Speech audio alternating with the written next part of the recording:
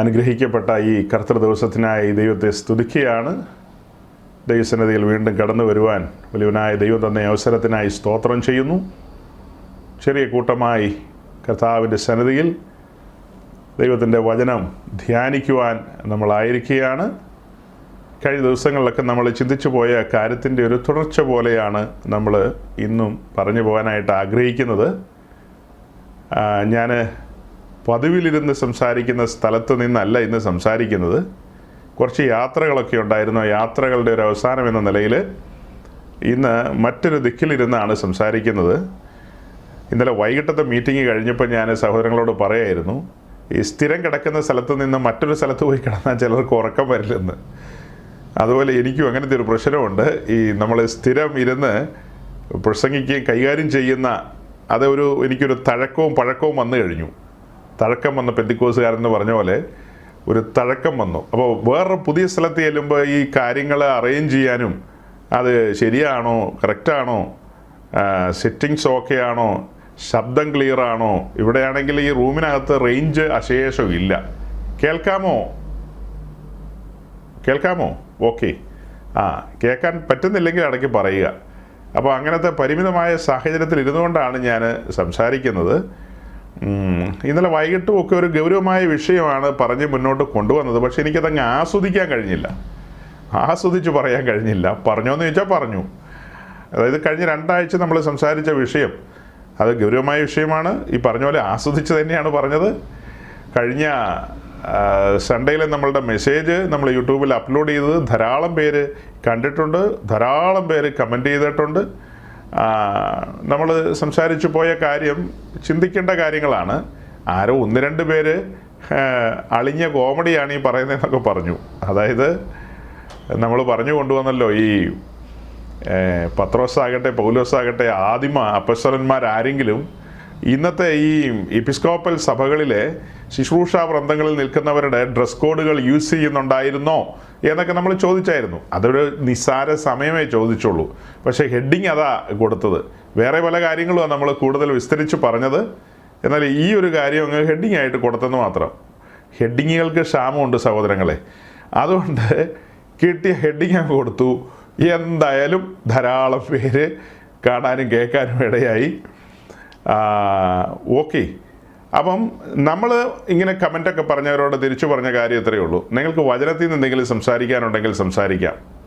ഞങ്ങൾ സംസാരിച്ചത് പുറപ്പാട് ദിവസം 28-ാം അധ്യായത്തിൽ നിന്നും എഫേസ്യ ലേഖനം 4-ാം അധ്യായത്തിൽ നിന്നുമാണ്. ഈ 2 അധ്യായങ്ങളെ വെച്ചിട്ട് നിങ്ങളുടെ ഉപദേശം സ്ഥാപിക്കാനോ ആശയം സ്ഥാപിക്കാനോ, അതായത് മാന്യമായ നിലയിൽ കഴിയുമെങ്കിൽ വരിക, നമുക്ക് സംസാരിക്കാമല്ലോ, സന്തോഷത്തോടെ സംസാരിക്കാം. ഇതാണ് നമുക്ക് അവരോടൊക്കെ പറയാനുണ്ടായിരുന്നത്. അത് അന്നും ഇന്നും എന്നും അങ്ങനെ തന്നെയാണ്. പുതിയ നിയമസഭയിൽ അതിലെ ശുശ്രൂഷകർ എങ്ങനെയായിരിക്കണം എന്നുള്ള കാര്യത്തെക്കുറിച്ച് പുതിയ നിയമത്തിലുണ്ട്. അതിൻ്റെ ആത്മീയ വശങ്ങൾ നിഴലായി പഴയ നിയമത്തിലുമുണ്ട്. അപ്പോൾ പഴയ നിയമത്തിലേക്ക് നമ്മൾ നോക്കുമ്പോൾ സമാഗമന കൂടാരത്തിലും പിന്നത്തേതിൽ യെരൂശലേം ദേവാലയത്തിലും ശുശ്രൂഷിക്കുന്ന ശുശ്രൂഷകന്മാർ അവർക്ക് ഡ്രസ് കോഡ് ഉണ്ടായിരുന്നു. ഡ്രസ് കോഡ് മാത്രമല്ല, അവരെ ശുശ്രൂഷയിലേക്ക് കൊണ്ടുവരുന്ന രീതികളും കാര്യങ്ങളും ഒക്കെ നമ്മൾ വായിക്കുന്നുണ്ട്, പുസ്തകത്തിൽ നിന്ന് വായിക്കുന്നുണ്ട് എങ്ങനെയായിരിക്കണം എന്നുള്ളത്. അപ്പോൾ കഴിഞ്ഞ ചില ആഴ്ചകളായിട്ട് നമ്മൾ അങ്ങനെയുള്ള കാര്യങ്ങൾ പറയാനുണ്ടായ സാഹചര്യം എന്ന് പറയുന്നത്, നമ്മളുടെ സമൂഹത്തിനിടയിൽ എപ്പിസ്കോപ്പൽ സഭകളിൽപ്പെട്ട ഒരു ബിഷപ്പ് കടന്നു വന്ന് സംസാരിച്ചൊരു കാര്യമാണ്. അതൊക്കെ എന്നേ കഴിഞ്ഞു പോയ കാര്യമാണ്. പക്ഷെ നമ്മൾ ആ വിഷയം വെച്ച് ഒരു ചിന്തനീയമായ നിലയിൽ, അല്ലെങ്കിൽ ആ വിഷയം വെച്ച് ഒരു പഠനത്തിന് മുതിരുകയായിരുന്നു. അതിലൂടെ പല കാര്യങ്ങളും നമുക്ക് പറഞ്ഞു കൊണ്ടുവരുവാനായിട്ട് കഴിയുമായിരുന്നത് കൊണ്ട് നമ്മളുടെ സഹോദരങ്ങൾക്ക് അത് പ്രയോജനപ്പെടാൻ വേണ്ടിയിട്ടാണ് അങ്ങനെ പറഞ്ഞു കൊണ്ടുവന്നത്. കാരണം അതിർവരമ്പുകളൊക്കെ നേർത്തു പോയിട്ട് എന്തു ആകാമെന്നുള്ളൊരു നിലയിലേക്ക് വന്നതുകൊണ്ട് അങ്ങനെയല്ല, കാര്യങ്ങൾ ഇങ്ങനെയാണ് എന്ന് പറഞ്ഞ് ധരിപ്പിക്കേണ്ടതുണ്ട്. നമ്മൾ പറഞ്ഞതുപോലെ അടുത്തൊരു തലമുറയ്ക്ക് കേൾക്കാൻ സാഹചര്യവും സന്മനസ്സും ഉള്ളവർക്ക് പ്രയോജനപ്പെടാൻ വേണ്ടിയിട്ടാണ് നമ്മൾ ഇത് റെക്കോർഡ് ചെയ്ത് അപ്ലോഡ് ചെയ്യുകയൊക്കെ ചെയ്യുന്നത്. അപ്പോൾ അതിലൂടെ അനേകർക്ക് കേൾക്കാനും അടിസ്ഥാന വിഷയങ്ങളൊക്കെ മനസ്സിലാക്കാനും കഴിയും. ഈ പറഞ്ഞ ആഴ്ചകളിലെല്ലാം നമ്മൾ വീണ്ടും ജനനത്തെക്കുറിച്ച് 1-2 വാക്ക് പറഞ്ഞിരിക്കും. ഈ കഴിഞ്ഞു പോയ 2-3 ആഴ്ചകളിൽ നമ്മൾ വീണ്ടും ജനനത്തെക്കുറിച്ച് ചില വാക്കുകൾ പറഞ്ഞാൽ മുന്നോട്ട് പോയത്. അതായത് യോഹന്നാന്റെ സുവിശേഷം 3-ാം അധ്യായത്തിൽ നമ്മളുടെ വിശ്വാസം ഇങ്ങനെയാണ്. അതേസമയം മറുതലക്കിലുള്ള നമ്മുടെ പ്രിയരായവർ, നമ്മുടെ അസ്ഥിയിൽ നിന്ന് അസ്ഥിയും മാംസത്തിൽ നിന്ന് മാംസവുമായ പ്രിയപ്പെട്ടവർ, അവരങ്ങനെ വിശ്വസിക്കുന്നു. അത്രമാത്രം. അത് നമ്മൾ നമ്മുടെ ഭാഗം പറഞ്ഞ് സാധൂകരിക്കുന്നു. ആർക്ക് എന്ത് വേണമെങ്കിലും പറയാം. പക്ഷെ പറയുന്ന കാര്യങ്ങൾ തിരുവെഴുത്തിന് നിരക്കുന്നതായിരിക്കണം, വചനത്തോട് പൊരുത്തപ്പെടുന്ന കാര്യങ്ങളായിരിക്കണം. അങ്ങനെയെങ്കിൽ മാത്രമേ അത് ഏറ്റെടുക്കാനായിട്ട് കഴിയുള്ളൂ. അത് കഴിഞ്ഞ് നമ്മൾ യോഹന്നാൻ 6-ാം അധ്യായത്തിലെ വളരെ പ്രസിദ്ധമായ കാര്യം, നിങ്ങൾ എൻ്റെ മാംസം ഭക്ഷിക്കുകയും നിങ്ങൾ എൻ്റെ രക്തം കുടിക്കുകയും ചെയ്യുക എന്ന കാര്യം, ആ എഴുതിയിരിക്കുന്ന കാര്യങ്ങൾ കർത്താവിൻ്റെ ക്രൂശുമരണവുമായി ബന്ധപ്പെട്ട് ക്രൂശിലേക്ക് നമ്മൾ ശ്രദ്ധിക്കുക. ക്രൂശുമരണം മൂലം ഉളവാകുന്ന ആ രക്ഷ നമ്മൾ വിശ്വാസം മൂലം നേടിയെടുക്കുക എന്ന കാര്യത്തിൻ്റെ വിശദീകരണമാണ് 6-ാം അധ്യായത്തിലൂടെ നമ്മൾ കൊടുക്കുന്നത്. 6-ാം അധ്യായത്തിൽ തന്നെ ക്രിസ്തുവിൻ്റെ അടുക്കൽ വരുന്ന കാര്യവും ക്രൂശിലേക്ക് പിതാവായ ദൈവം നമ്മെ ആകർഷിക്കുന്ന കാര്യവും അതുപോലെ തന്നെ വിശ്വാസം മൂലമുള്ള നീതീകരണത്തെക്കുറിച്ചും ഒക്കെ 6-ാം അധ്യായത്തിലുണ്ട്. മാംസം തിന്നുക എന്നും രക്തം കുടിക്കുക എന്നും മാത്രമല്ല, ഇതെല്ലാം കൂടെ ചേർത്ത് വെച്ചിട്ടാണ് ആ അധ്യായം പഠിക്കുന്നത്. ഇത് മാത്രമല്ല, യോഹന്നാന്റെ സുവിശേഷം മൊത്തത്തിലെടുത്ത് നമ്മൾ പഠിക്കണം. അങ്ങനെ വരുമ്പോഴാണ് ഉത്തരങ്ങളെ കിട്ടുന്നത്. അങ്ങനെ ഈ 2 കാര്യങ്ങൾ നമ്മൾ പറഞ്ഞു പോയി. ഈ 2 കാര്യങ്ങൾ നമ്മൾ പറഞ്ഞു മുന്നോട്ട് പോയി. നമ്മുടെ വിശ്വാസത്തിൻ്റെ രീതികളും അതിൻ്റെ അടിസ്ഥാനങ്ങളും ഇങ്ങനെയൊക്കെയാണെന്ന് പറഞ്ഞു പോയിട്ട് നമ്മൾ പിന്നത്തേതിൽ അതിൻ്റെ ഒടുവിലേക്ക് വന്നപ്പോഴാണ് ഈ പൗരോഹിത്യ ക്രമത്തെക്കുറിച്ചൊക്കെ പറയാനിട വന്നത്. വലിയ കൺഫ്യൂഷനുള്ളൊരു വിഷയമാണ്. എത്രയോ കോടിക്കണക്കിന് ജനങ്ങളുള്ള എപ്പിസ്കോപ്പൽ സമൂഹവും മറു സൈഡിൽ ഇപ്പോൾ ഒട്ടും മോശമല്ലാത്ത നിലയിൽ വലിയൊരു സ്ട്രെങ്ത് ഉള്ളൊരു സമൂഹമാണ് ഈ പ്രൊട്ടസ്റ്റന്റ് സമൂഹം. അതിൽ തന്നെ വേർപെട്ടവരെന്ന് പറയുന്ന ഗ്രൂപ്പുകൾ, അതായത് പെന്തക്കോസ്ത്, ബ്രദറൻ, ഇപ്പോൾ ഇതിനെ രണ്ടിനെയാണ് നമുക്ക് ചിന്തിക്കാൻ പറ്റുള്ളൂ. ബാപ്റ്റിസ്റ്റുകാരൊരു സൈഡിൽ കിടപ്പുണ്ട്. അത് ഏതാണ്ടൊക്കെ ലോകവുമായിട്ടങ്ങ് ഇഴുകിച്ചേർന്ന് കഴിഞ്ഞ ഒരു കൂട്ടമായിട്ടാണ് എനിക്ക് മനസ്സിലാക്കാൻ കഴിയുന്നത്. അതായത് പല കാര്യങ്ങളും അവരുടെ എടുത്ത് പഠിച്ചു കഴിഞ്ഞാൽ കുറച്ച് തിയോളജിയൊക്കെ അവരുടെ കയ്യിലുണ്ട്, അത്രമാത്രം. പക്ഷേ അവരുടെ ജീവിതക്രമങ്ങളിലേക്ക് പോകുമ്പോൾ അപ്പോൾ ചോദിക്കും, പെന്തിക്കോസുകാരുടെ ഇടയിലെ ജീവിതക്രമമെന്ന്. എന്തായാലും പെന്തിക്കോസുകാരുടെ ഇടയിൽ ഒരു ശേഷിപ്പ്, ഒരു റംനന്റ് ഉണ്ട്. വചനത്തിന് വില കൊടുക്കുകയും ജീവിത വിശുദ്ധി കാത്തു സൂക്ഷിക്കുകയും ദൈവസാന്നിധ്യം അനുഭവിക്കുകയും ദൈവശക്തിയിൽ ജീവിക്കുകയും ചെയ്യുന്ന ഒരു ശേഷിപ്പിനെ എന്താണെങ്കിലും നമുക്ക് പ്രസൻറ്റ് ചെയ്യാൻ കഴിയും. ലോകത്തിൻ്റെ എല്ലാ വൻകരകളിലും സത്യവിശ്വാസത്തിന് വേണ്ടി ആവലോടെ ദാഹത്തോടിരിക്കുന്ന വിശുദ്ധന്മാരുണ്ട്. കഴിഞ്ഞ ദിവസം ഒരാൾ പറഞ്ഞേ അങ്ങനെ ആരുമില്ലെന്ന്. ഒരു നസറാണിയായ ഒരുത്തൻ പറഞ്ഞേ. അപ്പോൾ കർത്താവ് കള്ളനായി മാറില്ലേ? അങ്ങനെ ഒരു മനുഷ്യൻ പോലും ഇന്ന് ഭൂമിയിൽ ഇല്ലെങ്കിൽ ഞാൻ എൻ്റെ സഭയെ പണിയും എന്ന് പറഞ്ഞത് ചുമ്മാ പറഞ്ഞതായി പോവും. അല്ലെങ്കിൽ ഇങ്ങനെ ഒരു പീരീഡിൽ 21-ാം നൂറ്റാണ്ടിൽ മാത്രം മൊത്തം കുഴപ്പമാവും, ആ നൂറ്റാണ്ടിൽ ഞാൻ സഭ പണിയില്ല, അതിന് പിൻപിലും അത് കഴിഞ്ഞും ഞാൻ പണിയും എന്നാണോ പറഞ്ഞത്? അങ്ങനെയല്ല പറഞ്ഞത്. ഞാൻ എൻ്റെ സഭയെ പണിയുമെന്ന് തന്നെയാണ് പറഞ്ഞത്. വളരെ ക്ലിയർ ആയിട്ടാണ് പറഞ്ഞത്. അപ്പോൾ എല്ലാ കാലത്തും സഭയുടെ പണി നടക്കുന്നുണ്ട്. ആ പണി ഇന്നും ദ്രുതഗതിയിൽ മുൻപോട്ട് പോകുന്നു. അതിൻ്റെ ഭാഗമാണ് നമ്മളിവിടെ ഒത്തുകൂടിയിരിക്കുന്നത്, ഈ സാഹചര്യത്തിൽ ഒത്തുകൂടിയിരിക്കുന്നത്. തുടക്കത്തിൽ ഷിജു പാസ്റ്റർ പറഞ്ഞതുപോലെ ഞാൻ രാവിലെ എബിയോടും ഷിജു പാസ്റ്ററിനോടും മാത്രം ഷെയർ ചെയ്തൊരു കാര്യമാണത്. നമ്മളുടെ കൂട്ടത്തിലുള്ള ഒരു വാത്സല്യ സഹോദരി പ്രിയ അൻസു കഴിഞ്ഞ ദിവസം താൻ ബാപ്റ്റിസം എടുക്കാൻ താല്പര്യപ്പെടുന്നു എന്ന കാര്യം എന്നോട് അറിയിച്ചത്. അത് കഴിഞ്ഞ രാത്രിയിലാണ് എന്നെ ഈ വിവരം ധരിപ്പിച്ചത്. അപ്പോൾ അത് ഒരു ദൈവദാസൻ എന്നുള്ള നിലയിൽ സന്തോഷമുള്ള കാര്യമാണ്. ആ സന്തോഷം ഏറ്റവും അടുത്ത് പങ്കുവെക്കാൻ കഴിയുന്ന സഹോദരങ്ങളാണ് അവരൊക്കെ. അതായത് ന്യൂസിലാൻഡിലെ സഭ മൊത്തത്തിൽ പറഞ്ഞാൽ അങ്ങനെയാണ്. അവരെ രണ്ടുപേരെയും ഞാൻ അറിയിച്ചെന്ന് പറഞ്ഞാൽ അതിൻ്റെ അർത്ഥം ന്യൂസിലാൻഡിലെ സഭയോടുള്ള ബന്ധത്തിൽ സഭ തിരിച്ചറിയാൻ വേണ്ടിയിട്ടാണ്. കാരണം ഈ സൺഡേ മീറ്റിങ്ങിലാണ് കൂടുതലും ആൻസു വന്നുകൊണ്ടിരുന്നത്. പിന്നീട് സാറ്റർഡേ മീറ്റിങ്ങിലും വരുന്നുണ്ട്. സാറ്റർഡേ മീറ്റിംഗ് ഹോസ്റ്റ് ചെയ്യുന്ന സഹോദരി ലിസയെയും ഞാൻ അറിയിച്ചു. ഇങ്ങനെ 3 പേരെ മാത്രമേ ഞാൻ അറിയിച്ചിട്ടുള്ളൂ. കാരണം ഞാൻ പ്രസംഗിക്കുന്നുണ്ട്, അത് നിങ്ങളെല്ലാം കേൾക്കുന്നുണ്ടെങ്കിലും അതിൻ്റെ പിന്നിൽ അധ്വാനിക്കുകയും അത് ഓപ്പറേറ്റ് ചെയ്യുകയും അതിനുവേണ്ടി പ്രാർത്ഥിക്കുകയും ചുമൽ കൊടുക്കുകയൊക്കെ ചെയ്യുന്നവർ തുല്യമായ നിലയിലാണല്ലോ ഈ ശുശ്രൂഷകൾ പോകുന്നത്. ഒരാൾ പ്രസംഗിക്കുന്നതല്ലേ ഉള്ളൂ, ബാക്കി എല്ലാവരും അതിൻ്റെ ഭാഗഭാക്കാണ്. എല്ലാവരും തുല്യ നിലയിൽ ഉത്തരവാദിത്തങ്ങൾ വഹിക്കുകയാണ്. നമ്മൾ അങ്ങനെയാണ് ചിന്തിക്കുന്നത്. നമ്മളുടെ ഒരു പഠനം അങ്ങനെയാണ്. ഒരുമിച്ച് ഒരു യുദ്ധത്തിൽ ഏർപ്പെട്ടിരിക്കുകയാണ്. ഇവിടെ സ്തോത്രം ചെയ്തിരിക്കുന്നവരുണ്ടല്ലോ, അവരും അവരുടെ ഉത്തരവാദിത്തങ്ങൾ നിറവേറ്റുകയാണ്.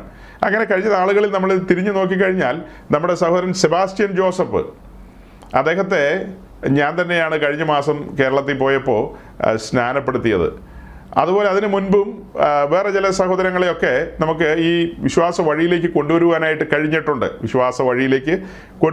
കഴിഞ്ഞിട്ടുണ്ട് എന്ന് പറഞ്ഞാൽ ഈ സഹോദരങ്ങളൊക്കെ കാത്തലിക്, ഓർത്തഡോക്സ്, മർത്തോമ, ഇങ്ങനെ പല ഗ്രൂപ്പുകളിൽ ജനിച്ചു വളർത്തപ്പെട്ട സഹോദരങ്ങളാണ്. പറഞ്ഞു വന്നാൽ അതെല്ലാം ക്രിസ്തീയ സമൂഹം തന്നെയാണ്. അവരുടെ എല്ലാ അഡ്രസ്സും ലേബലും എല്ലാ കാര്യങ്ങളും ഇരിക്കുന്നതും ഈ ക്രിസ്തീയ സമൂഹവുമായി ബന്ധപ്പെടുത്തി തന്നെയാണ്. എന്നാൽ അതിൽ നിന്ന് അവരൊരു പുതിയ സ്റ്റെപ്പ് വയ്ക്കുന്നു എന്ന് പറയുമ്പോൾ എന്താ സഹോദരങ്ങളെ അതിനൊരു പ്രത്യേകതയുള്ളത്? ഈ ഇതര സമൂഹങ്ങൾ പറയുകയും പഠിപ്പിക്കുകയും ചെയ്യാത്ത കാര്യങ്ങളാണ് വേർപെട്ട സമൂഹങ്ങൾ, വിശേഷിച്ച് പെന്തക്കോസ്ത് സമൂഹത്തിൻ്റെ ഇടയിൽ നിന്ന് പഠിപ്പിക്കുന്നത്. ആ പഠിപ്പിക്കുന്ന കാര്യങ്ങൾ അവർക്ക് ദൈവവചനവുമായി വെച്ച് ഒത്തുനോക്കാവുന്നതാണ്.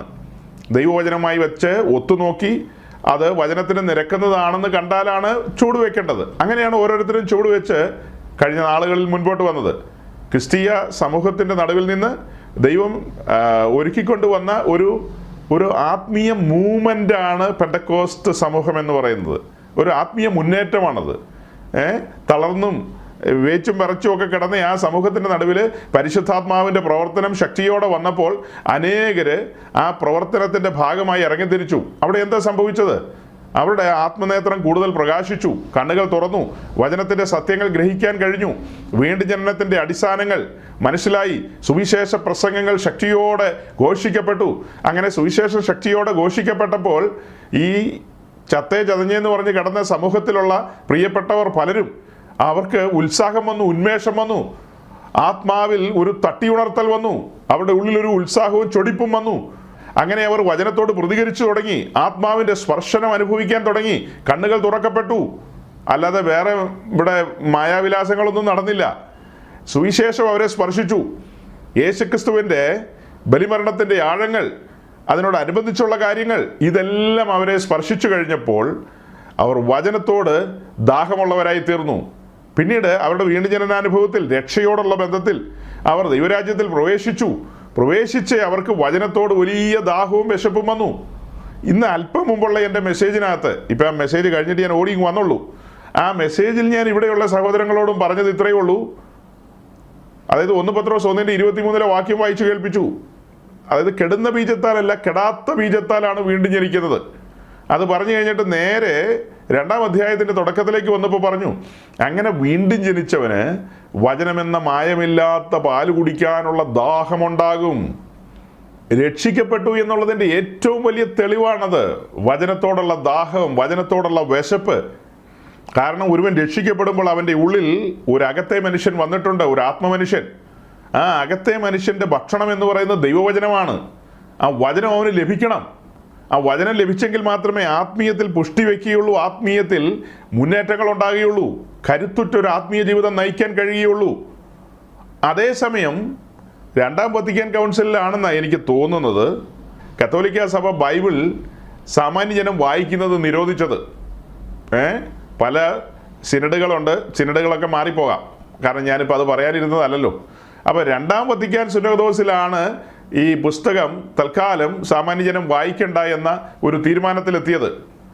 ആ തീരുമാനം പിന്നെ എത്രയോ കൊല്ലം കഴിഞ്ഞിട്ടാണ് ആ തീരുമാനത്തിൽ നിന്ന് വ്യതിചലിച്ചത്. എൻ്റെ ഒരു ഓർമ്മ ശരിയാണെങ്കിൽ ഒരു 10-40 വർഷം കണ്ടായിട്ടുള്ളൂ മലയാളക്കരയിൽ ഈ ബൈബിളൊക്കെ ആളുകളുടെ കയ്യിലേക്ക് പതിയെ കിട്ടിത്തുടങ്ങിയിട്ട്. ശരിക്കും കിട്ടിത്തുടങ്ങിയിട്ട് ഒരു 25 വർഷമൊക്കെ ആയി കാണുകയുള്ളൂ എന്നാണ് എൻ്റെ ചിന്ത കാത്തലിക് സമൂഹത്തിൽ. അതിനു മുമ്പുള്ള ആൾക്കാരൊന്നും അങ്ങനെ ബൈബിളൊന്നും വായിക്കാറില്ല. ചില വീടുകളിലൊക്കെ ഒരു കോപ്പി കാണും, അതവരവിടെ രൂപക്കൂടിൻ്റെ മുമ്പിലൊക്കെ വെച്ചിരിക്കും, അവിടെ വിളക്കൊക്കെ കത്തിച്ച് അല്ലെങ്കിൽ തിരി കത്തിച്ച് അതവിടെ ഇരിക്കും, ഒരു പൂജാവസ്തു എന്നുള്ള നിലയിൽ. അല്ലാതെ അതൊരു ആയുധം എന്ന നിലയിൽ അത് എൻ്റെ രക്ഷയ്ക്ക് വേണ്ടിയുള്ള തിരുവെഴുത്തുകളാണ് അതിനകത്ത് എന്നുള്ള തിരിച്ചറിവിൽ അത് തുറന്ന് ദാഹത്തോടെ, വിശപ്പോടെ, ആസ്വാദ്യതയോടെ, പട്ടിണി കിടക്കുന്നവൻ ഭക്ഷണം കഴിക്കുന്ന പോലെ ആർത്തിയോടെ അതിൻ്റെ ഉള്ളടക്കങ്ങളിലേക്ക് കടന്നു പോയിട്ടില്ല. അപ്പോൾ അതൊക്കെ കടന്നു പോകുന്നൊരു കാലം ഇപ്പോഴാണ്, ഈ ഒരു കാലഘട്ടത്തിലാണ്. ഈ ഒരു കാലഘട്ടത്തിലേക്ക് വന്നപ്പോൾ ആ സമൂഹത്തിലൊക്കെയുള്ള ആളുകൾ വചനം വായിക്കാൻ ആരംഭിച്ചു. ഇപ്പം നമ്മളുടെ പ്രിയ സഹോദരിയുടെയൊക്കെ കാര്യം പറഞ്ഞല്ലോ. നമ്മളാരും അതിൻ്റെ ഒരു ബാലപാഠം പറഞ്ഞു കൊടുത്തൊന്നുമല്ല. അവർ സ്വയം വായിച്ചു, ധ്യാനിച്ചു, പരിശുദ്ധാത്മാവ് അവരോട് ഇടപെട്ടു. അങ്ങനെ പരിശുദ്ധാത്മാവ് വചനത്തിൻ്റെ ഉള്ളടക്കങ്ങൾ തുറന്നു കൊടുത്തു. പിന്നെ നമ്മുടെ ഭാഗത്തു നിന്നുണ്ടായ കാര്യം എന്താണെന്ന് ചോദിച്ചാൽ കുറച്ചും കൂടെ മനസ്സിലാകാത്ത ഭാഗങ്ങളൊന്ന് തെളിച്ചു കൊടുത്തു, അല്ലേ? കുറച്ചും കൂടെ തെളിച്ചു കൊടുത്തു. വചനത്തോടുള്ള ദാഹം വന്നു, താല്പര്യം വന്നു, ദൈവത്തോടുള്ള സ്നേഹം നിറഞ്ഞു. പിന്നെ അങ്ങനെ ആ ഒരു നിലയിലേക്ക് വന്നപ്പോഴാണ് സുവിശേഷത്തിൻ്റെ ഗൗരവമായ ഘടകങ്ങൾ അവരുടെ മുമ്പാകെ, അല്ലെങ്കിൽ സുവിശേഷത്തിൻ്റെ ഗൗരവമായ ഭാഗങ്ങൾ അവരുടെ മുമ്പാകെ പ്രസ്താവിക്കപ്പെട്ടത്. നമ്മളിവിടെ ഈ ഓൺലൈൻ മീറ്റിങ്ങിലൂടെ കഴിഞ്ഞ നാളുകളിൽ പ്രസംഗിച്ച പ്രസംഗം ഈ സഹോദരങ്ങളൊക്കെ കേട്ടിട്ടുണ്ട് ഇപ്പോൾ. കാരണം റെക്കോർഡ് ചെയ്ത മെസ്സേജുകൾ പിന്നത്തേതിൽ നമുക്ക് പിന്നിലേക്ക് പോയി കേൾക്കാമല്ലോ. സവിസ്തരം നമ്മൾ ക്രൂശ് വർണ്ണിച്ചിട്ടുണ്ട്, അല്ലെങ്കിൽ സവിസ്തരം നമ്മൾ ക്രൂശിനെ ഉയർത്തിയിട്ടുണ്ട്, അതിനെ വർണ്ണിച്ചിട്ടുണ്ട്, അതിൻ്റെ ആഴങ്ങൾ പറഞ്ഞിട്ടുണ്ട്. അതൊക്കെ ചരിത്രത്തിൽ അവിടെ കിടക്കുക. ഇന്നും ഞാൻ ഇപ്പോൾ പറഞ്ഞിട്ടിരിക്കുകയാണ് റോമാലേഖനം 8:34. ശിക്ഷ വിധിക്കുന്നവൻ ആർ? ക്രിസ്തു മരിച്ചവൻ, മരിച്ചിട്ട് ഉയർത്തെഴുന്നേറ്റവൻ.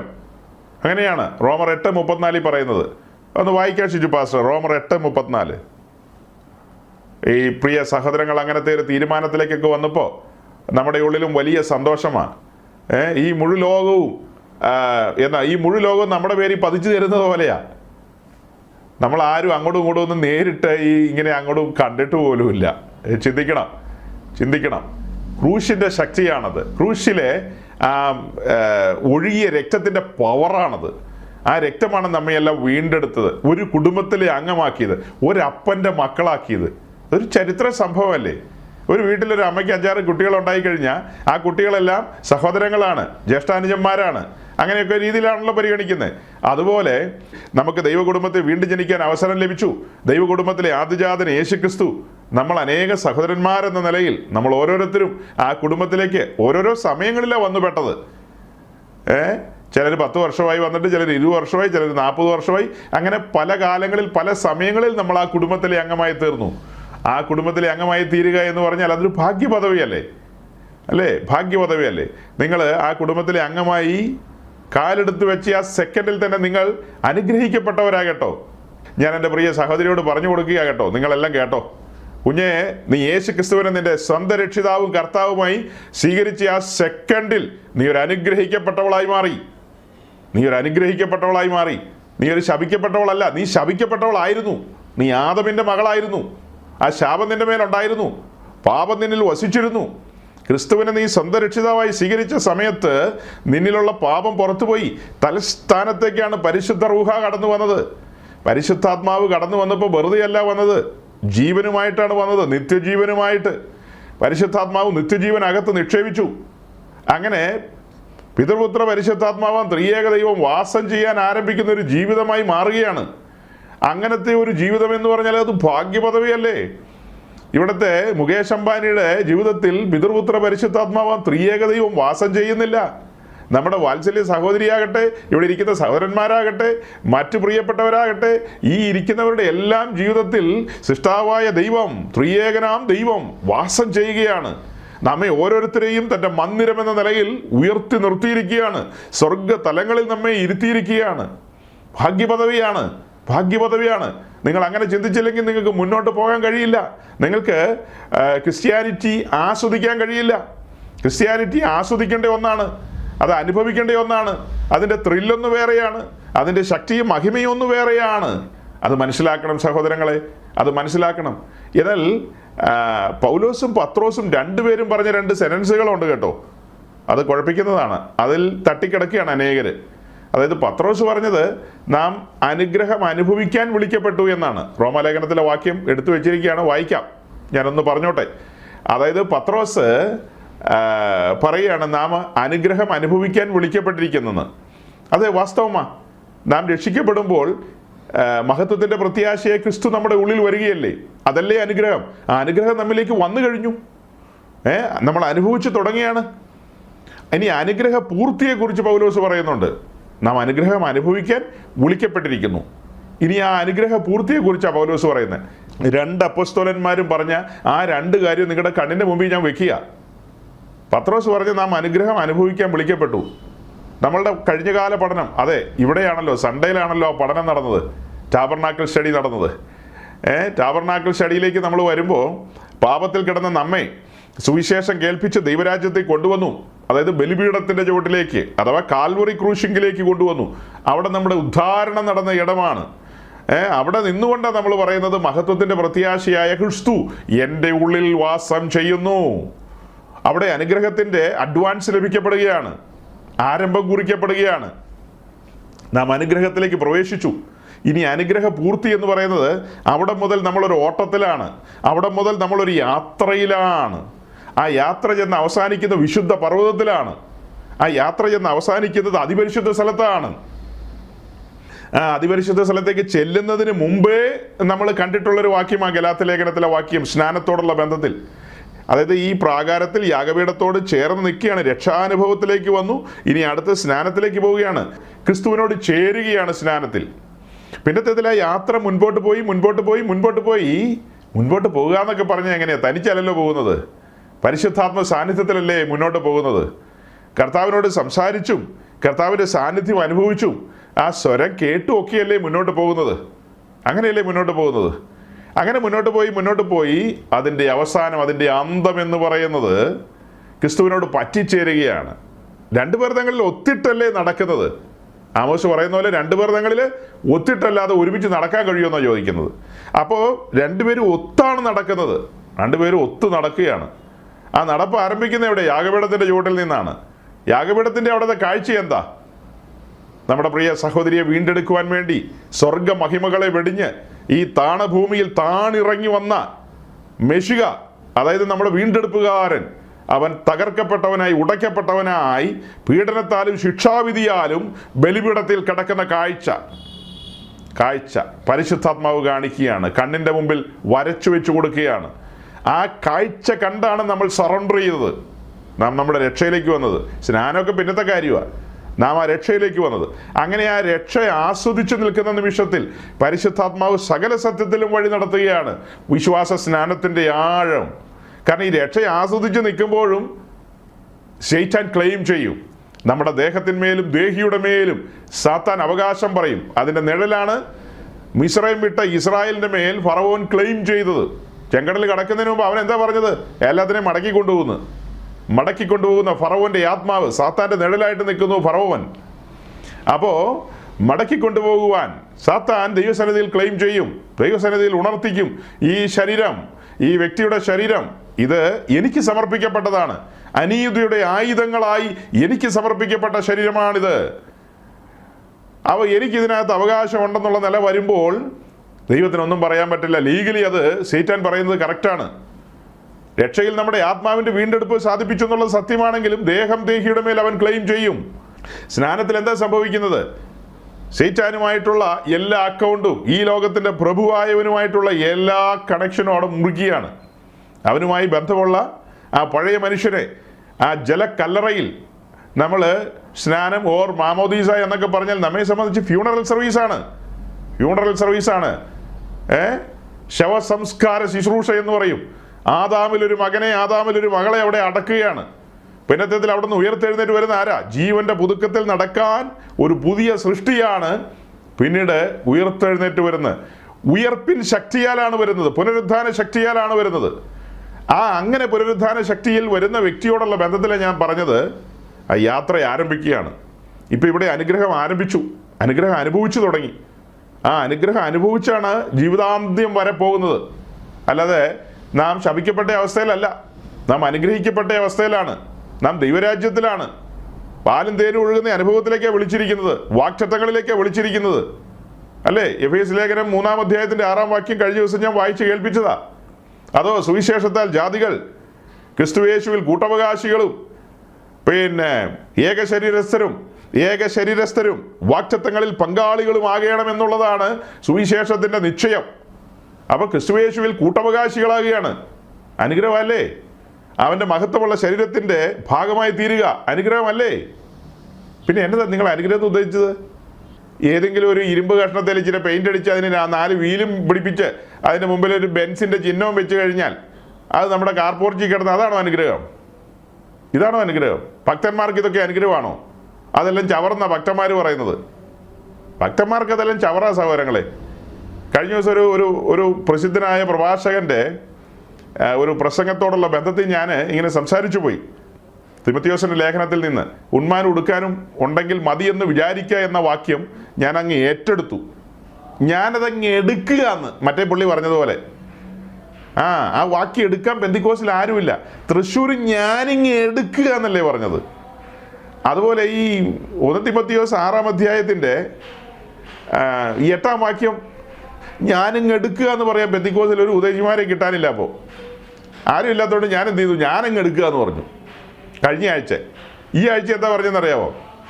അതിനൊരു ചെറിയ വിശദീകരണമാണ് കൊടുത്തത്. അതിൻ്റെ വിശദീകരണം ഇത്രയേ ഉള്ളൂ. അപ്പോൾ പാസ്റ്റർക്ക് അധികം ഒന്നും വേണ്ടേ, വേറൊന്നും വേണ്ടെന്ന് ചോദിച്ചാൽ എനിക്കും ചവറൊക്കെ വേണം, എനിക്കും ചപ്പും ചവറൊക്കെ കുറച്ച് വേണം. കാരണം എന്നാ, ഈ ചവറൊക്കെ കത്തിക്കണ്ടേ, ചാപ്പാടടിക്കാനുള്ള അതിനുള്ള മതി, കത്തിക്കാനുള്ള മതി, വേറെ കൂടുതലൊന്നും വേണ്ട, കത്തിക്കാനുള്ള ചവറ്. അപ്പോൾ അങ്ങനെ അത് കത്തിത്തീരുമ്പോൾ പിന്നെ ഇച്ചിരി ചവറും കൂടെ വേണം. കത്തിത്തീരുമ്പോൾ അടുത്ത ചവറ് പിന്നെ ഇട്ട് കൊടുക്കും, കത്തും. അങ്ങനെ നമ്മൾ മുന്നോട്ട് പോകും. അത്രയൊക്കെ ഉള്ളൂ. അപ്പോൾ അതൊന്നുമല്ല കാര്യമായ കാര്യം, അതൊന്നുമല്ല അനുഗ്രഹം. ഇപ്പോൾ ഇതിനോടനുബന്ധിച്ച് ഞാൻ പൊതുവിലാണ് പറഞ്ഞു പോകുന്നത്. പൊതുവിലാണ്, ഞാനൊരു ഓർഡറിലൊന്നും അല്ല പറയുന്നത്.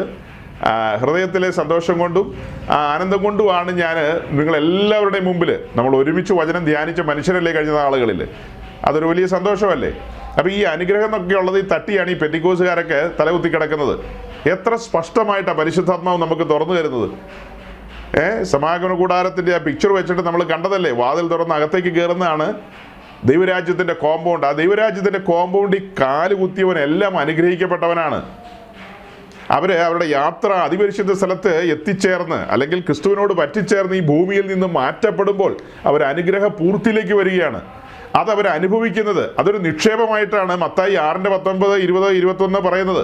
സ്വർഗത്തിലെ നിക്ഷേപം, ആ പറ്റിച്ചേരലൊരു നിക്ഷേപമാണ്. നിക്ഷേപം എന്ന് പറഞ്ഞാൽ എന്താ അർത്ഥം? വരുംകാലത്ത് ഉപയോഗിക്കാൻ കഴിയുന്ന ഒരു കാര്യമാണ് നിക്ഷേപം. അതാണ് നിക്ഷേപം എന്നുള്ളതുകൊണ്ട് ഉദ്ദേശിക്കുന്നത്. അപ്പോൾ ഈ ഭൂമിയിൽ ഈ ആയുസ്സിൽ നാം നിക്ഷേപം സ്വരൂപിക്കുകയാണ്. ക്രിസ്തുവിനോട് ചേരുന്നു, പിന്നീട് പറ്റിച്ചേരുന്നു. ജീവിതം മുഴുവനും സമർപ്പിത ജീവിതമാണ്. ആ സമർപ്പിത ജീവിതം എന്തിനാ? പറ്റിച്ചേരാൻ വേണ്ടിയിട്ടാണ്. അവനെ എൻ്റേതാക്കി മാറ്റണം. എൻ്റെ മണവാളനെ എനിക്ക് എൻ്റേതാക്കി മാറ്റണം. മണവാളനെ എനിക്ക് കൈവിടാൻ പറ്റത്തില്ല. എനിക്ക് അവനോടുകൂടെ ഒരുമിച്ചിരിക്കണം. അവൻ എൻ്റെ കരം പിടിക്കണം. അവൻ്റെ വിശുദ്ധിയും അവൻ്റെ മഹിമയും ഞാൻ ആർജിച്ചെടുക്കാൻ പാകത്തിന്, ആ ഒരു നിലയിൽ എത്താൻ പാകത്തിന് ഒരു സമർപ്പിത ജീവിതം. അത് നമുക്ക് സഹോദരങ്ങളെ പ്രത്യേകിച്ച് എവിടെയെങ്കിലും പോയി വിശുദ്ധി പർച്ചേസ് ചെയ്യാനൊന്നും പറ്റില്ല. അങ്ങനെയുള്ള ഒന്നും നടക്കില്ല. നമുക്കുള്ള വിശുദ്ധി എന്ന് പറയുന്നത് ക്രിസ്തുവിലാണ്. നമ്മുടെ ഈ യാത്രയിൽ നാം ഇല്ലാതെയായി തീരണം. അവനോ വളരണം, ഞാനോ കുറയണം. ഈ യാഗപീഠത്തിൻ്റെ അവിടെ മുതൽ അതിപരിശുദ്ധ സ്ഥലം വരെയുള്ള യാത്ര എന്ന് പറയുന്നത് 70 ഏറിയാൽ 80 ആ യാത്രയിൽ നാം കുറഞ്ഞ് ഇല്ലാതെയായി തീരണം. ക്രിസ്തു നമ്മിൽ ജീവിക്കണം, ക്രിസ്തു നമ്മിൽ വളരണം. അല്ലേ? ക്രിസ്തു എന്ന തലയോളം വളരുക എന്നൊക്കെ നമ്മൾ വായിക്കുന്നുണ്ടല്ലോ. വേറൊരു ഭാഗത്ത് എഴുതിയിരിക്കുകയാണ്, പുറമേയുള്ളവൻ നാൾക്ക് നാൾ ക്ഷയിക്കണം, അകമേയുള്ളവൻ നാൾക്ക് നാൾ പുതുക്കപ്പെടണം. ഇതാണ് ക്രിസ്ത്യാനിറ്റിയുടെ പാറ്റേൺ കേട്ടോ. ആരെങ്കിലും അറിയാത്തവരുണ്ടെങ്കിൽ എവിടെയെങ്കിലും നോട്ട് ചെയ്ത് വെക്കണം. ഇതിൻ്റെ പാറ്റേൺ എന്നാ? ചാക്കിനകത്ത് കെട്ടി നിറച്ച് പാണ്ഡികശാലയിൽ നിറച്ചു വെക്കുന്നതല്ല പാറ്റേൺ. പുറമേയുള്ളവൻ നാൾക്ക് നാൾ ക്ഷയിക്കണം, അകമേയുള്ളവൻ നാൾക്ക് നാൾ കരുത്തുറ്റവനായി മാറണം. കരുത്തുറ്റവനായി കൊടുങ്കാറ്റിനെയെല്ലാം മറികടക്കുന്ന ഒരു ആത്മബലത്തിനുടമയായിട്ട് മാറണം. സകലത്തെയും ഭേദിച്ചുകൊണ്ട്, അല്ലേ, ആകാശത്തെ കീറി മുറിച്ചുകൊണ്ട് പോകേണ്ടവരാ നമ്മൾ. ആകാശത്തിൻ്റെ അധിപതിയായവനെ മാറടാ എന്ന് പറഞ്ഞ് പോകേണ്ടവരാ. നമ്മൾ പോകുമ്പോൾ ആകാശത്തിൻ്റെ അധിപതി അവിടെ ഉണ്ട് കേട്ടോ. ഈ ലോകത്തിൻ്റെ പ്രഭുവായ സാത്താൻ 2-ാം സ്വർഗത്തിൽ, അതാണ് ആകാശമണ്ഡലം, നക്ഷത്രമണ്ഡലം. അതിലൂടെ നമ്മൾ കടന്നു പോകേണ്ടവരാണ്. ജയാളികൾ എന്ന നിലയിൽ നാം കടന്നു ചെല്ലുമ്പോൾ സാത്താൻ വിറച്ചു മാറും. ജയാളികൾ അല്ലാത്തവർ ചെല്ലുമ്പോൾ അവൻ കഥ പറയും. അല്ലാത്തവരും കടന്നു പോകുമ്പോൾ ആരടാന്ന് ചോദിക്കുവൻ. ഞാൻ രക്ഷിക്കപ്പെട്ട് സ്നാനപ്പെട്ട് അന്യഭാഷ പറയുന്നതാ. അതൊക്കെ പറഞ്ഞിട്ട് കാര്യമില്ല, നിന്റെ കയ്യിലിരിപ്പ് മോശമാണല്ലോ. അപ്പം ഈ പറഞ്ഞ രീതിയിൽ രക്ഷിക്കപ്പെട്ട് സ്നാനപ്പെട്ടതൊക്കെ ആണെങ്കിലും ആ പാറ്റേൺ വർക്ക് ചെയ്തിട്ടില്ല. അതങ്ങനെ വർക്ക് ചെയ്തിട്ടില്ല വേണ്ട വിധത്തിൽ. പുറമേ ഉള്ളത് ക്ഷയിച്ചിട്ടുമില്ല, അകമയുള്ളത് വർദ്ധിച്ചിട്ടുമില്ല, അത് പുതുക്കം പ്രാപിച്ചിട്ടുമില്ല. അങ്ങനെയൊന്നും സംഭവിച്ചിട്ടില്ലെന്നേ. ഇങ്ങനെ നട്ടപ്പോൾ ഒരു കൊട്ട, പിന്നെ എന്നാ കിളച്ചപ്പോൾ ഒരു കൊട്ടയോ പറിച്ചപ്പോൾ ഒരു കൊട്ടയോ, അങ്ങനെ എന്താ ഉണ്ട്, അങ്ങനെ ഏതാണ്ട് ഉണ്ട്, മറന്നുപോയി. അപ്പം നട്ടപ്പോൾ ഒരു കൊട്ട, പറിക്കുമ്പോൾ അങ്ങനെ മതിയോ സഹോദരങ്ങളെ? ഇത് വലിയൊരു ചോദ്യമല്ലേ? പിതാക്കന്മാർ പറഞ്ഞു വെച്ചതല്ലേ? നിങ്ങളൊന്ന് ചിന്തിച്ചു നോക്കി.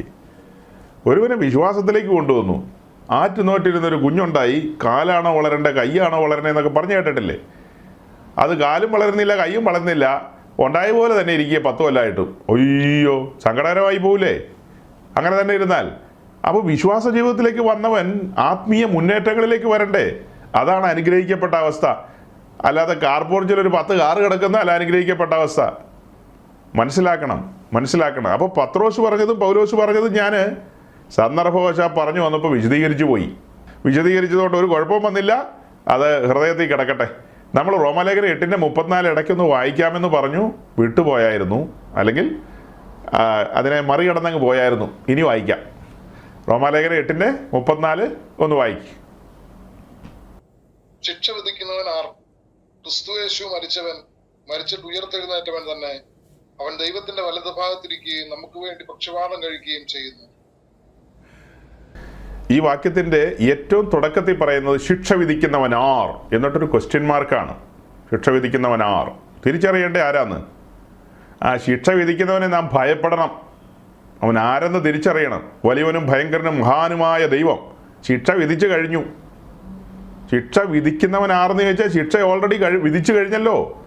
ഈ പറയപ്പെട്ട വൃക്ഷത്തിന്റെ ഫലം തിന്നാൽ ശിക്ഷയുണ്ട്, ഭവിഷ്യത്തുണ്ട്. ശിക്ഷ എന്നതാ? മരണത്തിന് വിധിക്കപ്പെട്ട മനുഷ്യർ മരണത്തിലേക്ക് നടന്നു പോയിക്കൊണ്ടിരിക്കുകയാണെല്ലാം. ഈയാമ്പാറ്റകളെ പോലെ ശിക്ഷാവിധിക്ക് വേണ്ടി നടന്നു പോയിക്കൊണ്ടിരിക്കുകയാണ്. അങ്ങനെ തൻ്റെ സൃഷ്ടിയായ മനുഷ്യർ മരണത്തിലേക്ക് നടന്നു പോയിക്കൊണ്ടിരിക്കുമ്പോൾ ആ മനുഷ്യരെ രക്ഷിക്കുവാൻ വേണ്ടി മഹത്വത്തിൽ വസിച്ചവൻ മഹത്വം മറച്ചുവെച്ച്, ഉരിഞ്ഞു വെച്ചെന്നോ മറച്ചു വെച്ചെന്നോ ഒക്കെ ചിന്തിച്ചോ, അങ്ങനെ വേഷാൽ മനുഷ്യനായി താണിറങ്ങി ഈ ഭൂമിയിലേക്ക് വന്നു. അതാണ് ബത്ലഹേം. തൻ്റെ സൃഷ്ടിയായ ഒരു സ്ത്രീയുടെ ഗർഭപാത്രത്തിലേക്ക് ചുരുങ്ങി ഇറങ്ങി വന്നു. അതാണ് ദൈവസ്നേഹത്തിൻ്റെ ആഴം, അല്ലേ? സ്വർഗത്തിലും സ്വർഗാതിസ്വർഗത്തിലും ഒതുങ്ങാത്തവൻ അവൻ തൻ്റെ സൃഷ്ടിയുടെ ഉദരത്തിലേക്ക് ചുരുങ്ങി ഇറങ്ങി വന്നു. അങ്ങനെ ഇറങ്ങി വന്ന് ഈ ഭൂമിയിൽ ഭൂജാതനായി. എന്തിനു വേണ്ടിയിട്ടാ? മുഴുമാനവലോകത്തിൻ്റെ മേലും കിടക്കുന്ന ആ ശിക്ഷാവിധി സ്വയം ഏറ്റെടുക്കാൻ വേണ്ടി. ശിക്ഷ എന്നതാ? മരണമാണ് ശിക്ഷ. അടുത്ത വരി എന്നതാ? ക്രിസ്തുയേശു മരിച്ചവൻ. അങ്ങനെയല്ലേ വായിച്ചത്? ക്രിസ്തുയേശു മരിച്ചവൻ. അപ്പം പ്രിയ സഹോദരി ശ്രദ്ധിച്ച് കേട്ടുകൊള്ളണം. ക്രിസ്തുയേശു മരിച്ചവൻ. ഞാൻ മരിക്കേണ്ട സ്ഥാനത്ത് എനിക്ക് പകരക്കാരനായി ആ മരണം അവൻ ഏറ്റെടുത്തു, ആ മരണം അവൻ ആസ്വദിച്ചു. എബ്രായ ലേഖനം 2:9 പറയുന്ന പോലെ ക്രിസ്തു മരണം ആസ്വദിച്ചു. ഞാൻ മരിക്കേണ്ട സ്ഥാനത്ത് എനിക്ക് പകരക്കാരനായി ക്രിസ്തു മരണം ആസ്വദിച്ചു. ചെറിയ കാര്യമല്ല, ക്രിസ്തു മരണം ആസ്വദിച്ചു. അല്ലെങ്കിൽ ഞാനത് പോയി ആസ്വദിക്കേണ്ടതായിരുന്നു. ആസ്വദിച്ചെന്നൊക്കെ പറയുമ്പോൾ നമ്മളത് നേരത്തെ പറഞ്ഞിട്ടുണ്ട്. മലയാളം കുറച്ചുകൂടെ കറക്റ്റ് ക്രിസ്തു മരണം രുചിച്ചെന്നാണ്. രുചിച്ചെന്നുള്ളതാണ്. രുചിക്കുക എന്ന് പറഞ്ഞാൽ അത് എന്താണോ അത് വായിലെടുത്ത് വെച്ച് ടേസ്റ്റ് ചെയ്യുമ്പോഴാണല്ലോ നമ്മൾ രുചിച്ചെന്ന് പറയുന്നത്. അതിൻ്റെ ഒരു ആസ്വാദനം. അപ്പോൾ ഇവിടെ മരണം ആസ്വദിക്കാൻ പറ്റിയ കാര്യമല്ല, അത് രുചിച്ചെന്നുള്ളതാണ് അതിൻ്റെ കറക്റ്റായിട്ടുള്ള വാക്ക്. അപ്പം നമ്മൾ രുചിക്കേണ്ട സ്ഥാനത്ത് നമുക്ക് പകരക്കാരനായി ക്രിസ്തു രുചിച്ചു. എന്നിട്ട് പറയുന്നത് എന്താ? അവൻ മരണത്തിൽ നിന്ന് ഉയർത്തെഴുന്നേറ്റവൻ. ക്രിസ്തുയേശു മരിച്ചവൻ, അവൻ മരണത്തിൽ നിന്ന് ഉയർത്തെഴുന്നേറ്റവൻ. പിന്നീട് പറയാണ് അവൻ പിതാവിൻ്റെ വലഭാഗത്ത് ഇന്ന് തൻ്റെ സഭയ്ക്ക് വേണ്ടി താൻ വീണ്ടെടുത്ത തൻ്റെ ആട്ടിൻകൂട്ടത്തിന് വേണ്ടി പക്ഷവാദം ചെയ്തുകൊണ്ടിരിക്കുന്നു. ഈ ഒരൊറ്റ കാര്യം കേട്ടാൽ, ആ അവസാനത്തെ വരി മാത്രം കേട്ടാൽ മതി, ആശ്വാസത്തോടെ കണ്ണടച്ച് കിടന്നുറങ്ങാം. ഒന്നും പേടിക്കാനില്ല. ഉറക്കമില്ലേ? ആർക്കാ ഉറക്കമില്ലാത്ത ആരെങ്കിലും ഇവിടെ ഇരിപ്പുണ്ടോ? ആരെ കഴിഞ്ഞ ദിവസം എന്നോട് പറഞ്ഞു ഉറക്കമില്ല പാസ്റ്റർന്ന്. അതെങ്ങനെയാന്നേ? നിങ്ങൾ പഴയ വിശ്വാസികളല്ലേ, നിങ്ങൾക്ക് ഉറക്കമില്ലാതെ പോകുന്നതിൻ്റെ കാരണം എന്താ? തൻ്റെ പ്രിയനോ അവന് ഉറക്കം കൊടുക്കുന്നു എന്നല്ലേ സങ്കീർത്തനത്തിൽ. മലയാളത്തിൽ വായിക്കുമ്പോൾ ഉറക്കത്തിൽ കൊടുക്കുന്നു എന്നൊക്കെയാ. അങ്ങനെയല്ല കേട്ടോ. തൻ്റെ പ്രിയന് ഉറക്കം കൊടുക്കുന്നു എന്ന് എഴുതിയിരിക്കുന്നത്. ഉറക്കം കൊടുക്കുന്നു എന്ന്. അത് പ്രിയയ്ക്കും കൊടുക്കും, പ്രിയനും കൊടുക്കും, എല്ലാവർക്കും കൊടുക്കും. ഉറക്കമില്ലാതെ ഒന്നും വരേണ്ട ആവശ്യമില്ല. അപ്പം നമുക്ക് ശാന്തമായി ഒന്നും ചിന്തിക്കാതെ കിടന്ന് ഉറങ്ങാൻ പറ്റുന്നതിൻ്റെ കാരണം എന്നാ? ഒരുവൻ നമുക്ക് വേണ്ടി 24/7 പിതാവിൻ്റെ വലഭാഗത്ത് പക്ഷവാദം ചെയ്തുകൊണ്ടിരിക്കുകയാണ്. നമ്മൾ സമാഗമന കൂടാരത്തിൻ്റെ വിശുദ്ധ സ്ഥലത്ത് പോയിട്ടുണ്ട്. അവിടെ വിളക്കും മേശയും ധൂപപീഠവും ഒക്കെയുണ്ട്. ദൈനംദിന ശുശ്രൂഷകൾ നടക്കുന്ന അവിടെയാണല്ലോ. ധൂപപീഠത്തിലെ ശുശ്രൂഷയാണ് അതിൻ്റെ അവസാന ശുശ്രൂഷ എന്ന് പറയുന്നത്. അപ്പോൾ അവിടെ ധൂപം അർപ്പിക്കുക എന്ന് പറയുന്നതാണ് അതിലെ ഏറ്റവും ഗംഭീരമായ ശുശ്രൂഷ. അവിടെയൊന്നും വേറെ കസേരകളൊന്നുമില്ല. അവിടെ മഹാപുരോഹിതനോ പുരോഹിതന്മാർക്കോ ഇരിക്കാനായിട്ട് കസേരയൊന്നുമില്ല. അവർ സദാസമയം നിന്നുകൊണ്ട് ശുശ്രൂഷിക്കുകയാണ്. അതിപരിശുദ്ധ സ്ഥലത്ത് ചെല്ലുമ്പോൾ ഇരിക്കാനായിട്ടൊരു ചെറിയ സ്റ്റൂള് പോലുമില്ല മഹാപുരോഹിതന്. ഇങ്ങനെ ധൂപം വീശി രക്തമൊക്കെ തളിച്ച് മടുക്കുമ്പോൾ ഒന്ന് ഇരിക്കാൻ പാകത്തിന് അങ്ങനെയൊന്നും ഇല്ല സഹോദരങ്ങളെ. അവിടെ ഇസ്രായേലിന് വേണ്ടി മഹാപുരോഹിതൻ നിന്നുകൊണ്ട് പക്ഷവാദം ചെയ്യുകയാണ്. അതായത് ആ നിൽപ്പ് കാണിക്കുന്നത് എന്താ? 24/7 ഇസ്രായേലിന് വേണ്ടി ദൈവസന്നിധിയിൽ താൻ പക്ഷവാദം ചെയ്തുകൊണ്ടിരിക്കുക എന്നുള്ളതാണ് കാണിക്കുന്നത്. സ്റ്റൂള് കാണിക്കുന്നത് എന്താ? കസേര കാണിക്കുന്നത് എന്താ? വിശ്രമത്തെയല്ലേ. മഹാപുരോഹിതന് വിശ്രമമില്ല. മഹാപുരോഹിതന് എപ്പോഴും ഈ ജനത്തെ മാറിൽ വഹിച്ചിരിക്കുകയാണ്. അതാണ് മഹാപുരോഹിതൻ്റെ മാറിലുള്ള മാർപ്പതക്കം. മാർപ്പതക്കത്തിൽ 12 രത്നങ്ങൾ ഇരിക്കുകയല്ലേ. ആ 12 രത്നങ്ങൾ 12 ഗോത്രങ്ങളെ കാണിക്കുകയാണ്. അതുപോലെ ചുമലിൽ 2 ചുമൽക്കണ്ടങ്ങളുണ്ട്. ഗോമേതകത്തിൻ്റെ 2 കല്ലുകൾ. അതിൽ ഒരു കല്ലിൽ 6 ഗോത്രത്തെയും മറുകല്ലിൽ 6 ഗോത്രത്തെയും, അങ്ങനെ 12 ഗോത്രത്തെയും ചുമലിൽ വഹിക്കുകയാണ്. തോളത്ത് ചുമന്നുകൊണ്ട് നിൽക്കുകയാണ് മഹാപുരോഹിതൻ, ആ ഷോൾഡറിൽ. അതുപോലെ ഈ മാർപ്പതക്കത്തിൽ 12 രത്നങ്ങൾ പതിച്ചിരിക്കുന്നു എന്ന് പറയുമ്പോൾ ഹൃദയത്തിൽ വഹിച്ചിരിക്കുകയാണ്. ഹൃദയത്തിൽ വഹിച്ചിരിക്കുകയാണ്. ഇസ്രായേലിൻ്റെ മഹാപുരോഹിതൻ അങ്ങനെ വഹിച്ചിരിക്കുകയാണെങ്കിൽ പുതിയ നിയമസഭയോടുള്ള ബന്ധത്തിൽ പുതിയ നിയമസഭയുടെ മഹാപുരോഹിതൻ ശ്രേഷ്ഠ മഹാപുരോഹിതൻ. നമുക്ക് ഒരേ ഒരു മഹാപുരോഹിതനുള്ളൂ കേട്ടോ. ആ മഹാപുരോഹിതൻ ഇരിക്കുന്ന വത്തിക്കാനിലുമല്ല, കോട്ടയത്ത് ദേവലോകത്തുമല്ല, പുത്തൻകുരിശിലുമല്ല, ഒരു കുരിശിലുമല്ല ഇരിക്കുന്നത്. ആ ശ്രേഷ്ഠ മഹാപുരോഹിതൻ ഇന്ന് പിതാവിൻ്റെ വലഭാഗത്ത് മധ്യസ്ഥ അണച്ചുകൊണ്ടിരിക്കുന്നു. ഒരേ സമയം 2 മഹാപുരോഹിതന്മാരില്ല. നമുക്കൊരു മഹാപുരോഹിതനേ ഉള്ളൂ. ആ മഹാപുരോഹിതൻ സ്വർഗത്തിൽ പിതാവിൻ്റെ വലഭാഗത്തിരിക്കുന്നു. ഈ ഭൂമിയിൽ പുരോഹിതന്മാർ മാത്രമേ ഉള്ളൂ. രക്ഷിക്കപ്പെട്ട് സ്നാനപ്പെട്ട് അഭിഷേകത്തിൽ ദൈവകൃപയിൽ നിൽക്കുന്ന സകല വിശുദ്ധന്മാരും പുതിയ നിയമത്തിലെ പുരോഹിതന്മാരാണ്. നമ്മളെല്ലാം പുരോഹിതന്മാരാണ്. അതേസമയം പുതിയ നിയമസഭയോടുള്ള ബന്ധത്തിൽ സഭയുടെ പണിക്ക് വേണ്ടി 5 വിധ ശുശ്രൂഷകരെ ആക്കി വെച്ചിട്ടുണ്ട്. സഭയുടെ കെട്ടുപണിക്ക് വേണ്ടി, ആ കല്ലുകളെ പണിതൊരുക്കാൻ വേണ്ടി, ആ മണവാട്ടിയെ അണിയിച്ചൊരുക്കാൻ വേണ്ടി 5 വിധ ശുശ്രൂഷകരെ ആക്കി വെച്ചിട്ടുണ്ട്. അത് വേറെ വിഷയം. അതേസമയം പുതിയ നിയമസഭയിൽ എല്ലാവരും പുരോഹിതന്മാരാണ്. നമ്മൾ പറഞ്ഞു പോയത് എവിടുന്നാ? ഈ റോമാലേഖനത്തിലെ വാക്യത്തിൽ നിന്നാണ്. ഇന്ന് യേശുക്രിസ്തു പിതാവിൻ്റെ വലഭാഗത്ത് പക്ഷവാദം ചെയ്യുന്നു തൻ്റെ സഭയ്ക്ക് വേണ്ടി. അതായത് ആ ക്രിസ്തു മുന്നമേ പാപത്തിൻ്റെ പടുകുഴി കിടന്ന നമ്മെ ഉദ്ധരിച്ച് പൊക്കിയെടുത്തുകൊണ്ടുവന്ന് തൻ്റെ ക്രൂശ് വഴി നമ്മെ ഉറപ്പിച്ച് യഥാസ്ഥാനപ്പെടുത്തി നിർത്തിയായിരുന്നു. അത് ആദ്യം ചെയ്ത കാര്യമാണ്. ക്രിസ്തുയേശു മരിച്ചവൻ എന്നുള്ളതിൻ്റെ ഉത്തരമാണ് ആ പറഞ്ഞത്, അല്ലേ? അവൻ്റെ മരണത്തിലൂടെ നമ്മെ ഉദ്ധരിക്കുകയാണ്. അവൻ്റെ മരണത്തിലൂടെയും ഉയർപ്പിലൂടെയും നമുക്ക് ലഭിക്കപ്പെട്ട രക്ഷ, ആ രക്ഷയിലേക്ക് നാം വന്നു. അവിടെ കൊണ്ട് അവസാനിക്കുന്നില്ലെന്നുള്ളതാണ് പറഞ്ഞു വരുന്നത്. അവിടെ കൊണ്ടൊന്നും അവസാനിക്കുന്നില്ല. ഇപ്പോൾ അവൻ നിരന്തരമായി നമുക്ക് വേണ്ടി പക്ഷവാദം ചെയ്യുന്നു. ഈ വാക്യത്തിലേക്ക് തന്നെ തിരിച്ചു വരാം ഷിജു പാസ്റ്ററെ. എബ്രായ ലേഖനം 7:25 വായിച്ചേരെ. എബ്രായർ, ഹീബ്രു 7:25. അതുകൊണ്ട് താൻ മുഖാന്തരമായി ദൈവത്തോട് അടുക്കുന്നവർക്ക് വേണ്ടി പക്ഷവാദം ചെയ്യുവാൻ സദാ ജീവിക്കുന്നവനാകയാൽ അവരെ പൂർണ്ണമായി രക്ഷിപ്പാൻ അവൻ പ്രാപ്തനാകുന്നു. ഈ വാക്യങ്ങളൊക്കെ നമ്മൾ ധാരാളമായി വിശദീകരിച്ചിട്ടുള്ളതാണ്. പക്ഷെ ഒന്നുകൂടെ പറഞ്ഞെന്നോർത്ത് ദോഷമില്ലാത്തത് കൊണ്ട് ഞാനത് ഒന്നുകൂടെ പറയുകയാണ്. അതായത് നമ്മുടെ കർത്താവായ യേശുക്രിസ്തു നമ്മെ പൂർണ്ണമായും രക്ഷിപ്പാൻ പ്രാപ്തനാകുന്നു എന്നാണ് ഇവിടെ വായിച്ചത്. അപ്പോൾ നമുക്ക് ലഭിക്കപ്പെട്ട രക്ഷ അപൂർണമാണ് എന്നാണോ അതിൻ്റെ അർത്ഥം? ഒരിക്കലുമല്ല. നമ്മൾ കണ്ട കാഴ്ച എന്താ? നിങ്ങളിൽ നല്ല പ്രവൃത്തി ആരംഭിച്ചവൻ ക്രിസ്തുവിൻ്റെ നാളോളം അതിനെ തികയ്ക്കും. ആ നല്ല പ്രവൃത്തി എങ്ങനെയാ? അതായത് പാപത്തിൻ്റെ പടുകുഴി കിടന്ന നമ്മെ ഉദ്ധരിച്ച് ഉയർത്തിയെടുത്ത് സുവിശേഷം എന്ന ക്രെയിൻ കോരിയെടുത്ത് ബലിപീഠത്തിൻ്റെ ചോട്ടിൽ കൊണ്ടുവന്നല്ലോ, അഥവാ ക്രൂശിൻ്റെ ചോട്ടിൽ കൊണ്ടുവന്നല്ലോ. അവിടെ നമ്മുടെ വീണ്ടെടുപ്പ് സാധിപ്പിച്ചു. നമ്മുടെ ആത്മാവിൻ്റെ വീണ്ടെടുപ്പാണ് കഴിഞ്ഞത്. ഇനി ദേഹി പെൻഡിങ് ആണ്. ദേഹത്തിൻ്റെയും ദേഹിയുടെയും വീണ്ടെടുപ്പ് പൂർത്തീകരിക്കുന്ന കാഹളം ധരിക്കുമ്പോഴാണ്. അപ്പോൾ ആ പൂർത്തീകരണത്തിലേക്ക് നമ്മൾ എത്തണമെങ്കിൽ അത് ക്രിസ്തു തന്നെ എത്തിക്കും. നമ്മെ പൂർണ്ണമായും അവൻ രക്ഷിക്കും. ദേഹം, ദേഹി, ആത്മാവിൽ സമ്പൂർണമായും ആ രക്ഷ നമുക്ക് അനുഭവിക്കാൻ കഴിയും. പക്ഷേ അതിന് നമ്മൾ ചെയ്യേണ്ട കാര്യം ഇത്രയേ ഉള്ളൂ. നമ്മളൊരു സമർപ്പണത്തിലായിരിക്കണം. ആ സമർപ്പണത്തിൻ്റെ ആദ്യപടിയാണ് വിശ്വാസ സ്നാനത്തിൽ, അല്ലേ? അതെന്താ വിളിച്ചു പറയുന്നത്? ആ സമർപ്പണ ജീവിതത്തെയാണ് കാണിക്കുന്നത്. ഈ പൂർണ്ണമായ രക്ഷയിലേക്കുള്ളൊരു യാത്രയ്ക്ക് ആരംഭം കുറിക്കുകയാണ്. സ്നാനത്തിലൂടെയാണത് കുറിക്കുന്നത്. അതായത് ക്രിസ്തുവിന് എൻ്റെ ജീവിതത്തിൽ ഇനി എന്തെങ്കിലും ചെയ്യണമെങ്കിൽ സമ്പൂർണ്ണമായും ഞാൻ സമർപ്പിതനായിരിക്കണം. മറ്റേ പുള്ളി ക്ലെയിം ചെയ്യുമെന്ന് ഞാൻ പറഞ്ഞില്ലേ? അങ്ങനെ ആ പുള്ളി ഈ പുള്ളിയൊക്കെ ക്ലെയിം ചെയ്യുന്ന ജീവിതത്തിലൊന്നും പണിയാനായിട്ട് യേശു ക്രിസ്തു വരില്ല. ശ്രദ്ധിച്ച് കേൾക്കണം കേട്ടോ. സാത്താന്യ ലോകം ക്ലെയിം ചെയ്യുന്ന ആളുകളുടെ ജീവിതത്തിലൊന്നും പണിയാനായിട്ടല്ല കർത്താവ് വരുന്നത്. രക്ഷിച്ചെന്നുള്ളത് ശരിയായിരിക്കാം. അവരെ പണതൊരുക്കി തൻ്റെ മന്ദിരമാക്കി, തൻ്റെ നഗരമാക്കി, അങ്ങനെ പല നിലകളിൽ പറയാനുണ്ടല്ലോ. തൻ്റെ മണവാട്ടിയാക്കിയൊക്കെ എടുക്കണമെങ്കിൽ നമ്മൾ ആ സമർപ്പണത്തിലേക്ക് വരണം. സമർപ്പണത്തിൻ്റെ ആദ്യപടിയാണ് വിശ്വാസ സ്നാനം എന്ന് പറയുമ്പോൾ അവിടെ നമ്മൾ കാണുകയാണ് റോമർ 12:1-2 നമ്മുടെ ശരീരങ്ങളെ ജീവനും വിശുദ്ധിയുമുള്ളൊരു യാഗമായിട്ട് സമർപ്പിക്കാൻ ആരംഭിക്കുകയാണ്. സ്നാനത്തിൽ അങ്ങനെയല്ലേ? രക്ഷയിൽ എന്താ നമ്മൾ കണ്ടത്? രക്ഷയിൽ മണവാളൻ മണവാട്ടിക്ക് വേണ്ടി തൻ്റെ ശരീരം സമർപ്പിച്ചതാ കണ്ടത്. അടിച്ച് തകർത്ത് തരിപ്പണമാക്കിയിട്ടിരിക്കുക, മണവാട്ടിയെ വീണ്ടെടുക്കാൻ വേണ്ടി. അല്ലെങ്കിൽ ഈ പ്രിയപ്പെട്ടവളെ തൻ്റെ മണവാട്ടിയാക്കുവാൻ വേണ്ടി മണവാളൻ വില കൊടുത്തു. നമ്മെ നിയുക്ത മണവാട്ടി എന്ന നിലയിലേക്ക് അപ്പോയിന്റ് ചെയ്യുന്ന നിമിഷമാണ് സ്നാനത്തിൽ. സ്നാനത്തിലല്ലേ എൻഗേജ്മെന്റ് നടക്കുന്നത്? മറന്നുപോയോ? നമ്മളുടെ സ്നാനത്തിലാണ് സഹോദരങ്ങളെ എൻഗേജ്മെന്റ് നടക്കുന്നത്. നിയുക്ത മണവാട്ടി എന്നുള്ള വിളിപ്പേര് ലഭിക്കുകയാണ്. ഇവിടെ ഇരിക്കുന്ന എല്ലാം നിയുക്ത മണവാട്ടിയാ, നമ്മുടെ പ്രിയ സഹോദരി ഒഴിച്ച്. വരും ദിവസങ്ങളിൽ താനും ക്രിസ്തുവിന്റെ നിയുക്ത മണവാട്ടി എന്ന നിലയിൽ 2 കൊരിന്ത്യർ ലേഖനം 11:1-2 വാക്യം വെച്ചിട്ടാണ് ഞാൻ പറഞ്ഞത്. ക്രിസ്തു എന്ന ഏകപുരുഷന് നിർമ്മല കന്യക എന്ന നിലയിൽ വിവാഹ നിശ്ചയം ചെയ്യപ്പെടുകയാണ് വിശ്വാസ സ്നാനത്തിൽ. അതിന് പരിശുദ്ധാത്മാവും ദൈവസഭയുമാണ് സാക്ഷികൾ. അത് അപ്പോസ്തലപ്രവൃത്തി 5-ാം അധ്യായം 32-ാം വാക്യത്തിലുണ്ട്. അതിന് പരിശുദ്ധാത്മാവും അവൻ്റെ അപ്പോസ്തലന്മാരും സാക്ഷിയാണ്, അല്ലെങ്കിൽ ദൈവസഭയും സാക്ഷികളാണ്.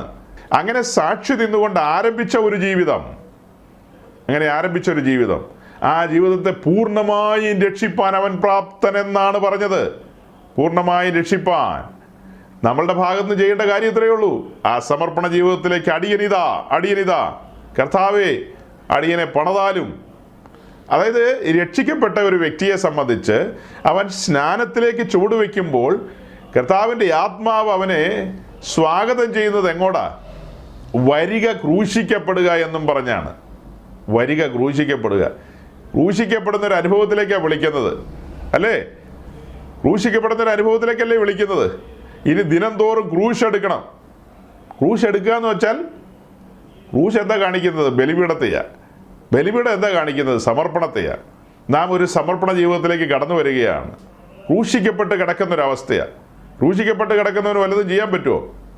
അവിടെ കിടക്കുകയാണ്. അങ്ങനെ എന്ന് പറഞ്ഞതുപോലെ ഞാൻ ലോകത്തിന് ക്രൂശിക്കപ്പെട്ടിരിക്കുന്നു. ഇന്നലകളിൽ ഞാൻ ലോകം ആസ്വദിച്ചവനാണ്. അല്ലെന്ന് ആരെങ്കിലും പറയാൻ പറ്റുമോ? ലോകത്തിൻ്റെ കാര്യപരിപാടികൾ ആസ്വദിച്ച മനുഷ്യരാണ് നമ്മൾ. ആ ആസ്വാദനം വിട്ട് ഇപ്പോൾ രക്ഷ ആസ്വദിച്ചിരിക്കുകയാണ്. ശ്രദ്ധിക്കണം കേട്ടോ, ഇതൊക്കെ പറഞ്ഞു വരുമ്പോൾ ഇന്നലകളിൽ നാം ലോകം ആസ്വദിച്ച മനുഷ്യരാണ്. ഇപ്പോൾ കണ്ണ് തുറക്കപ്പെട്ടത് കൊണ്ട് ആത്മാവിൽ തിരിച്ചറിയുകയാണ്, ഒരുവൻ മരണം ആസ്വദിച്ചു, നാം സ്വർഗീയദാനം ആസ്വദിക്കാൻ വേണ്ടി. എബ്രായ ലേഖനം 6:4 ഞാൻ പറഞ്ഞത്. ഒരിക്കൽ പ്രകാശനം ലഭിച്ചിട്ട് സ്വർഗീയദാനം ആസ്വദിക്കുക. അതായത് സ്വർഗീയദാനം എന്ന് പറയുമ്പോൾ രക്ഷയാണ് കാണിക്കുന്നത്. ക്രിസ്തു മരണം ആസ്വദിച്ചു, ഞാൻ രക്ഷ ആസ്വദിക്കുന്നു. പക്ഷെ ഇന്നലകളിൽ ഞാൻ എന്താ ആസ്വദിച്ചിരുന്നവനാ? ഞാൻ ലോകം ആസ്വദിച്ചിരുന്നവനാ. പക്ഷെ ഇന്ന് പൗലോസ് എന്താ പറയുന്നത്? ഞാൻ ലോകത്തിന് ക്രൂശിക്കപ്പെട്ടിരിക്കുന്നു. അങ്ങനെയല്ലേ? ഞാൻ ലോകത്തിന് ക്രൂശിക്കപ്പെട്ടിരിക്കുകയാണ്. ലോകം എനിക്കും ഞാൻ ലോകത്തിനും ക്രൂശിക്കപ്പെട്ടിരിക്കുകയാണ്. എനിക്കും ലോകത്തിനും ഇടയിൽ ക്രൂശ് നിൽക്കുക എന്നാണ് സഹോദരങ്ങളെ പറയുന്നത്. എനിക്ക് ലോകത്തിനും ഇടയിൽ എന്ത് നിൽപ്പുണ്ട്? ക്രൂശ് നിൽക്കുന്നുണ്ട്. ഞാൻ ക്രൂശിക്കപ്പെട്ടവനാണ്. ഞാൻ ദിവസേന ക്രൂശ് എടുക്കുന്നവനാണ്. ഞാൻ ദിവസേന ആ സമർപ്പണത്തിലാണെന്നേ. ഞാൻ ആ സമർപ്പണത്തിൽ നിന്ന് ഇളകിയിട്ടില്ലല്ലോ. നേരം വെളുത്ത് സമർപ്പണത്തിൽ നിന്ന് ഇളകുകയും സന്ധ്യയാകുമ്പോൾ സമർപ്പണത്തിലേക്ക് വരികയും ചെയ്യാമല്ലോ. ഒരിക്കൽ നമ്മൾ ആ സമർപ്പണത്തിലേക്ക് വരികയാണ്. പ്രിയ സഹോദരി, ആ സമർപ്പണത്തിലേക്ക് വരികയാണ്. തുടർന്നുള്ള ജീവിതത്തിൽ തുടർന്ന് മുൻപോട്ടുള്ള തൻ്റെ ജീവിതം മുഴുവനും ആ ഒരു സമർപ്പണത്തിലായിരിക്കണം, മരണം വരെ. നമ്മളൊരു വാക്ക് പറയില്ലേ കുഞ്ഞേ, മരണപര്യന്തം വിശ്വസ്തയായിരിക്ക. മരണപര്യന്തം എന്താ ലഭിക്കാൻ പോകുന്നത്? ജീവകിരീടം. ജീവകിരീടം നിനക്ക് ലഭിക്കാൻ പോവുകയാണ്, അല്ലേ? കിരീടങ്ങളെല്ലാം കാത്തിരിപ്പുണ്ട്. കിരീടങ്ങളെക്കാൾ അപ്പുറമായി നിന്നെ രക്ഷിച്ചവൻ നിന്റെ കൈ പിടിക്കും, ചേർത്തിരുത്തും, തന്നോടുകൂടെ ഒരുമിച്ച് പറ്റിച്ചേർന്ന ഒരു ശരീരമായി ഏക ശരീരസ്ഥരായി സിംഹാസനത്തിലിരിക്കും. സിംഹാസനത്തിനല്ല പ്രസക്തി, തന്നോട് കൂടെ ഇരിക്കുക എന്നുള്ളതാണ്. ആ മഹത്വത്തിലേക്ക് ചേരുക എന്നുള്ളതാണ്. ആ തേജസ്സിന്മേൽ തേജസ്സിലേക്ക് ചേരുക എന്നുള്ളതിനാണ് പ്രസക്തി. അപ്പോൾ ഒരു സമർപ്പണ ജീവിതം ഇവിടെ ആരംഭിക്കുകയാണ്. ആ സമർപ്പണ ജീവിതത്തോടുള്ള ബന്ധത്തിലാണ് നമ്മൾ വായിച്ചത്, അവൻ പൂർണ്ണമായും രക്ഷിപ്പാൻ പ്രാപ്തനാകുന്നു. ഇതെല്ലാം ആത്മീയ വിഷയങ്ങളാണ്. അപ്പോൾ ആ പൂർണ്ണമായും രക്ഷിക്കപ്പെട്ട അവസ്ഥയിലേക്ക് വരുമ്പോഴാണ് നാം അനുഗ്രഹ പൂർത്തിയിലേക്ക് വരുന്നത്. അല്ലാതെ നിങ്ങളുടെ 10 ലക്ഷം രൂപയുടെ ശമ്പളമുള്ള വ്യക്തിയാണെന്ന് കരുതി നിങ്ങൾ അനുഗ്രഹിക്കപ്പെട്ടവനാണെന്ന് അങ്ങനെ നമുക്ക് പറയാൻ പറ്റുമോ? 10 ലക്ഷം രൂപ മാസം ശമ്പളമുണ്ട്. അങ്ങനെയാണെങ്കിൽ നിങ്ങളെക്കാൾ വലിയ, ഒന്നുമല്ല, പിച്ചയെ അതിലും വലിയ പുള്ളി. ഏത് പിച്ചയോ? ഏത് പിച്ചയാ? സുന്ദർ പിച്ച. പിച്ചയുടെ ഒരു ഒരു ഒരു മണിക്കൂറത്തെ ശമ്പളം എന്ന് പറയുന്നത് 5 കോടിയോ അല്ല 500 കോടിയോ കണ്ട. പിച്ച എന്ന് പറയുമ്പോൾ നിങ്ങൾ പുച്ഛം തോന്നരുത്. ചുമ്മാ പിച്ചയല്ല, സുന്ദർ പിച്ച. സുന്ദർ പിച്ചയെ പോലെ അനുഗ്രഹിക്കപ്പെട്ട ഒരു കുഞ്ഞിവിടെ ഇരിപ്പുണ്ടോ? ഒരുത്തിനും ഇരിപ്പില്ല. ഈ നൂറ്റാണ്ടിലൂടെ എങ്ങും വരില്ല. ഒരു പെന്തിക്കോസുകാരനും വരില്ല. ഞാൻ എഴുതി വെച്ച് തരാം. 1000 രൂപയുടെ മുദ്രപത്രത്തിൽ എഴുതി തരാം. 1000 രൂപയുടെ മുദ്രപത്രം. അപ്പോൾ ദൈവത്തിന് കഴിയാത്തത് വല്ലതും ഉണ്ടോ? പിന്നെ ദൈവത്തിന് കഴിയാത്തതൊന്നുമില്ല. സുന്ദർ പിച്ച. പിന്നെ വേറൊരുത്തിനുണ്ടല്ലോ, ഒരു ഗൂഗിളിൻ്റെ തലപ്പത്തൊരു വിദ്വാൻ ഇരിപ്പില്ലേ, അവൻ്റെ പേരെന്നാ? ഒരു ആന്ധ്രാക്കാരൻ. എന്തോ ഒരു നാ കൂട്ടിയ വല്ല പിടിയുണ്ടായിരിക്കും. നിങ്ങൾക്ക് ആർക്കും അറിയാം. നിങ്ങൾക്ക് ഈ കോടീശ്വരന്മാരുടെ ഒന്നും പേരറിയില്ല. എല്ലാ പുള്ളികൾക്കും അനുഗ്രഹം വേണം. പക്ഷെ എല്ലാ കോടീശ്വരന്മാരുടെ പേരറിയാവുന്നത് സജി പാസ്റ്ററിനാ. ലോകത്തിലെ സകല കോടീശ്വരന്മാരുടെ പേരെനിക്കറിയാം. ചാനക്കാർ മുതൽ ചാനം തെറിച്ചു പോയവന്മാരുടെ പേര് പോലും എനിക്കറിയാം. കാരണം ഇവരെല്ലാം ഞാൻ അടുത്ത് നിന്ന് പരിചയിച്ചുകൊണ്ടിരിക്കുന്ന. ഇവന്മാർക്കൊന്നും സമാധാനമില്ല, സ്വസ്ഥതയില്ല. അവരെല്ലാം ഇതൊക്കെ ഇങ്ങനെ ഇട്ടുമൂടാൻ ഉണ്ടാക്കിക്കൊണ്ടിരിക്കുന്നുണ്ടെന്നുള്ളത് വാസ്തവം തന്നെയാണ്. അവരെല്ലാം ന്യായവിധിയിലേക്ക് നടന്നു പോയിക്കൊണ്ടിരിക്കുന്ന മനുഷ്യരാണ്.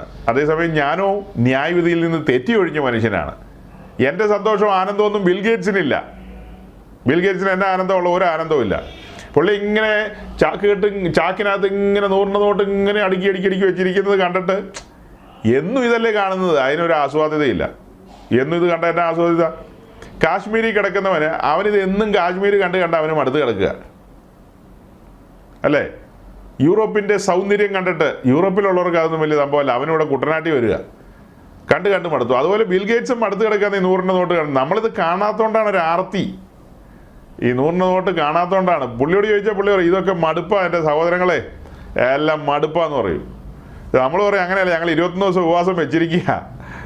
അതിൽ ഒരു ചാക്കിന് വേണ്ടി ഞങ്ങൾ വെച്ചിരിക്കുക. നിങ്ങൾക്ക് എത്ര ചാക്ക്? എനിക്ക് 1000കണക്കിന് ഒരു 10 ടോറസ് ലോറിയെ കയറ്റാൻ പറ്റാത്തതിലപ്പുറം ചാക്ക് കെട്ടിരിപ്പുണ്ടെന്ന് പറയും. ഉയ്യോ, അങ്ങനെയാണോ? 1-2 ചാക്ക് കെട്ട് കിട്ടുമോ? ഞങ്ങളൊരു 40 ദിവസം ഇരിക്കാൻ പോവാന്ന്. ഏതാ ഈ ചാക്ക് കെട്ടിന് വേണ്ടി? അപ്പോഴാണ് പുള്ളി പറയും ഇതിലൊന്നും ഒരു കമ്പം എനിക്ക് തോന്നുന്നില്ല അപ്പോൾ എന്ന്. ഇപ്പം ഞാൻ ജനറലായിട്ടാണ് പറയുന്നത്. അതായത് വളരെ സീരിയസ് ആയ ആത്മീയ വിഷയങ്ങളിൽ ഇന്ന് ദൈവസഭയും ദൈവമക്കളും വഴുതിപ്പോയി സഹോദരങ്ങളെ, വഴുതിപ്പോയി. അവർ ലോകത്തിൻ്റെ പുറകെ പോയി. അതിനിടയിലാണ് ചിലരൊക്കെ ഈ ദിവസങ്ങളിൽ ദൈവസഭയുടെ ഭാഗമായി തീരുന്നത്. നിങ്ങൾ ഈ ഭൂമിയിൽ ഏതെങ്കിലും ഒരു കൂട്ടത്തിൻ്റെ കൂടെ കൂടി എന്നുള്ളതല്ല അർത്ഥമാക്കേണ്ടത്. രക്ഷിക്കപ്പെടുന്നവരെ കർത്താവ് ദിനം പ്രതി സഭയുടെ ഭാഗമാക്കുക.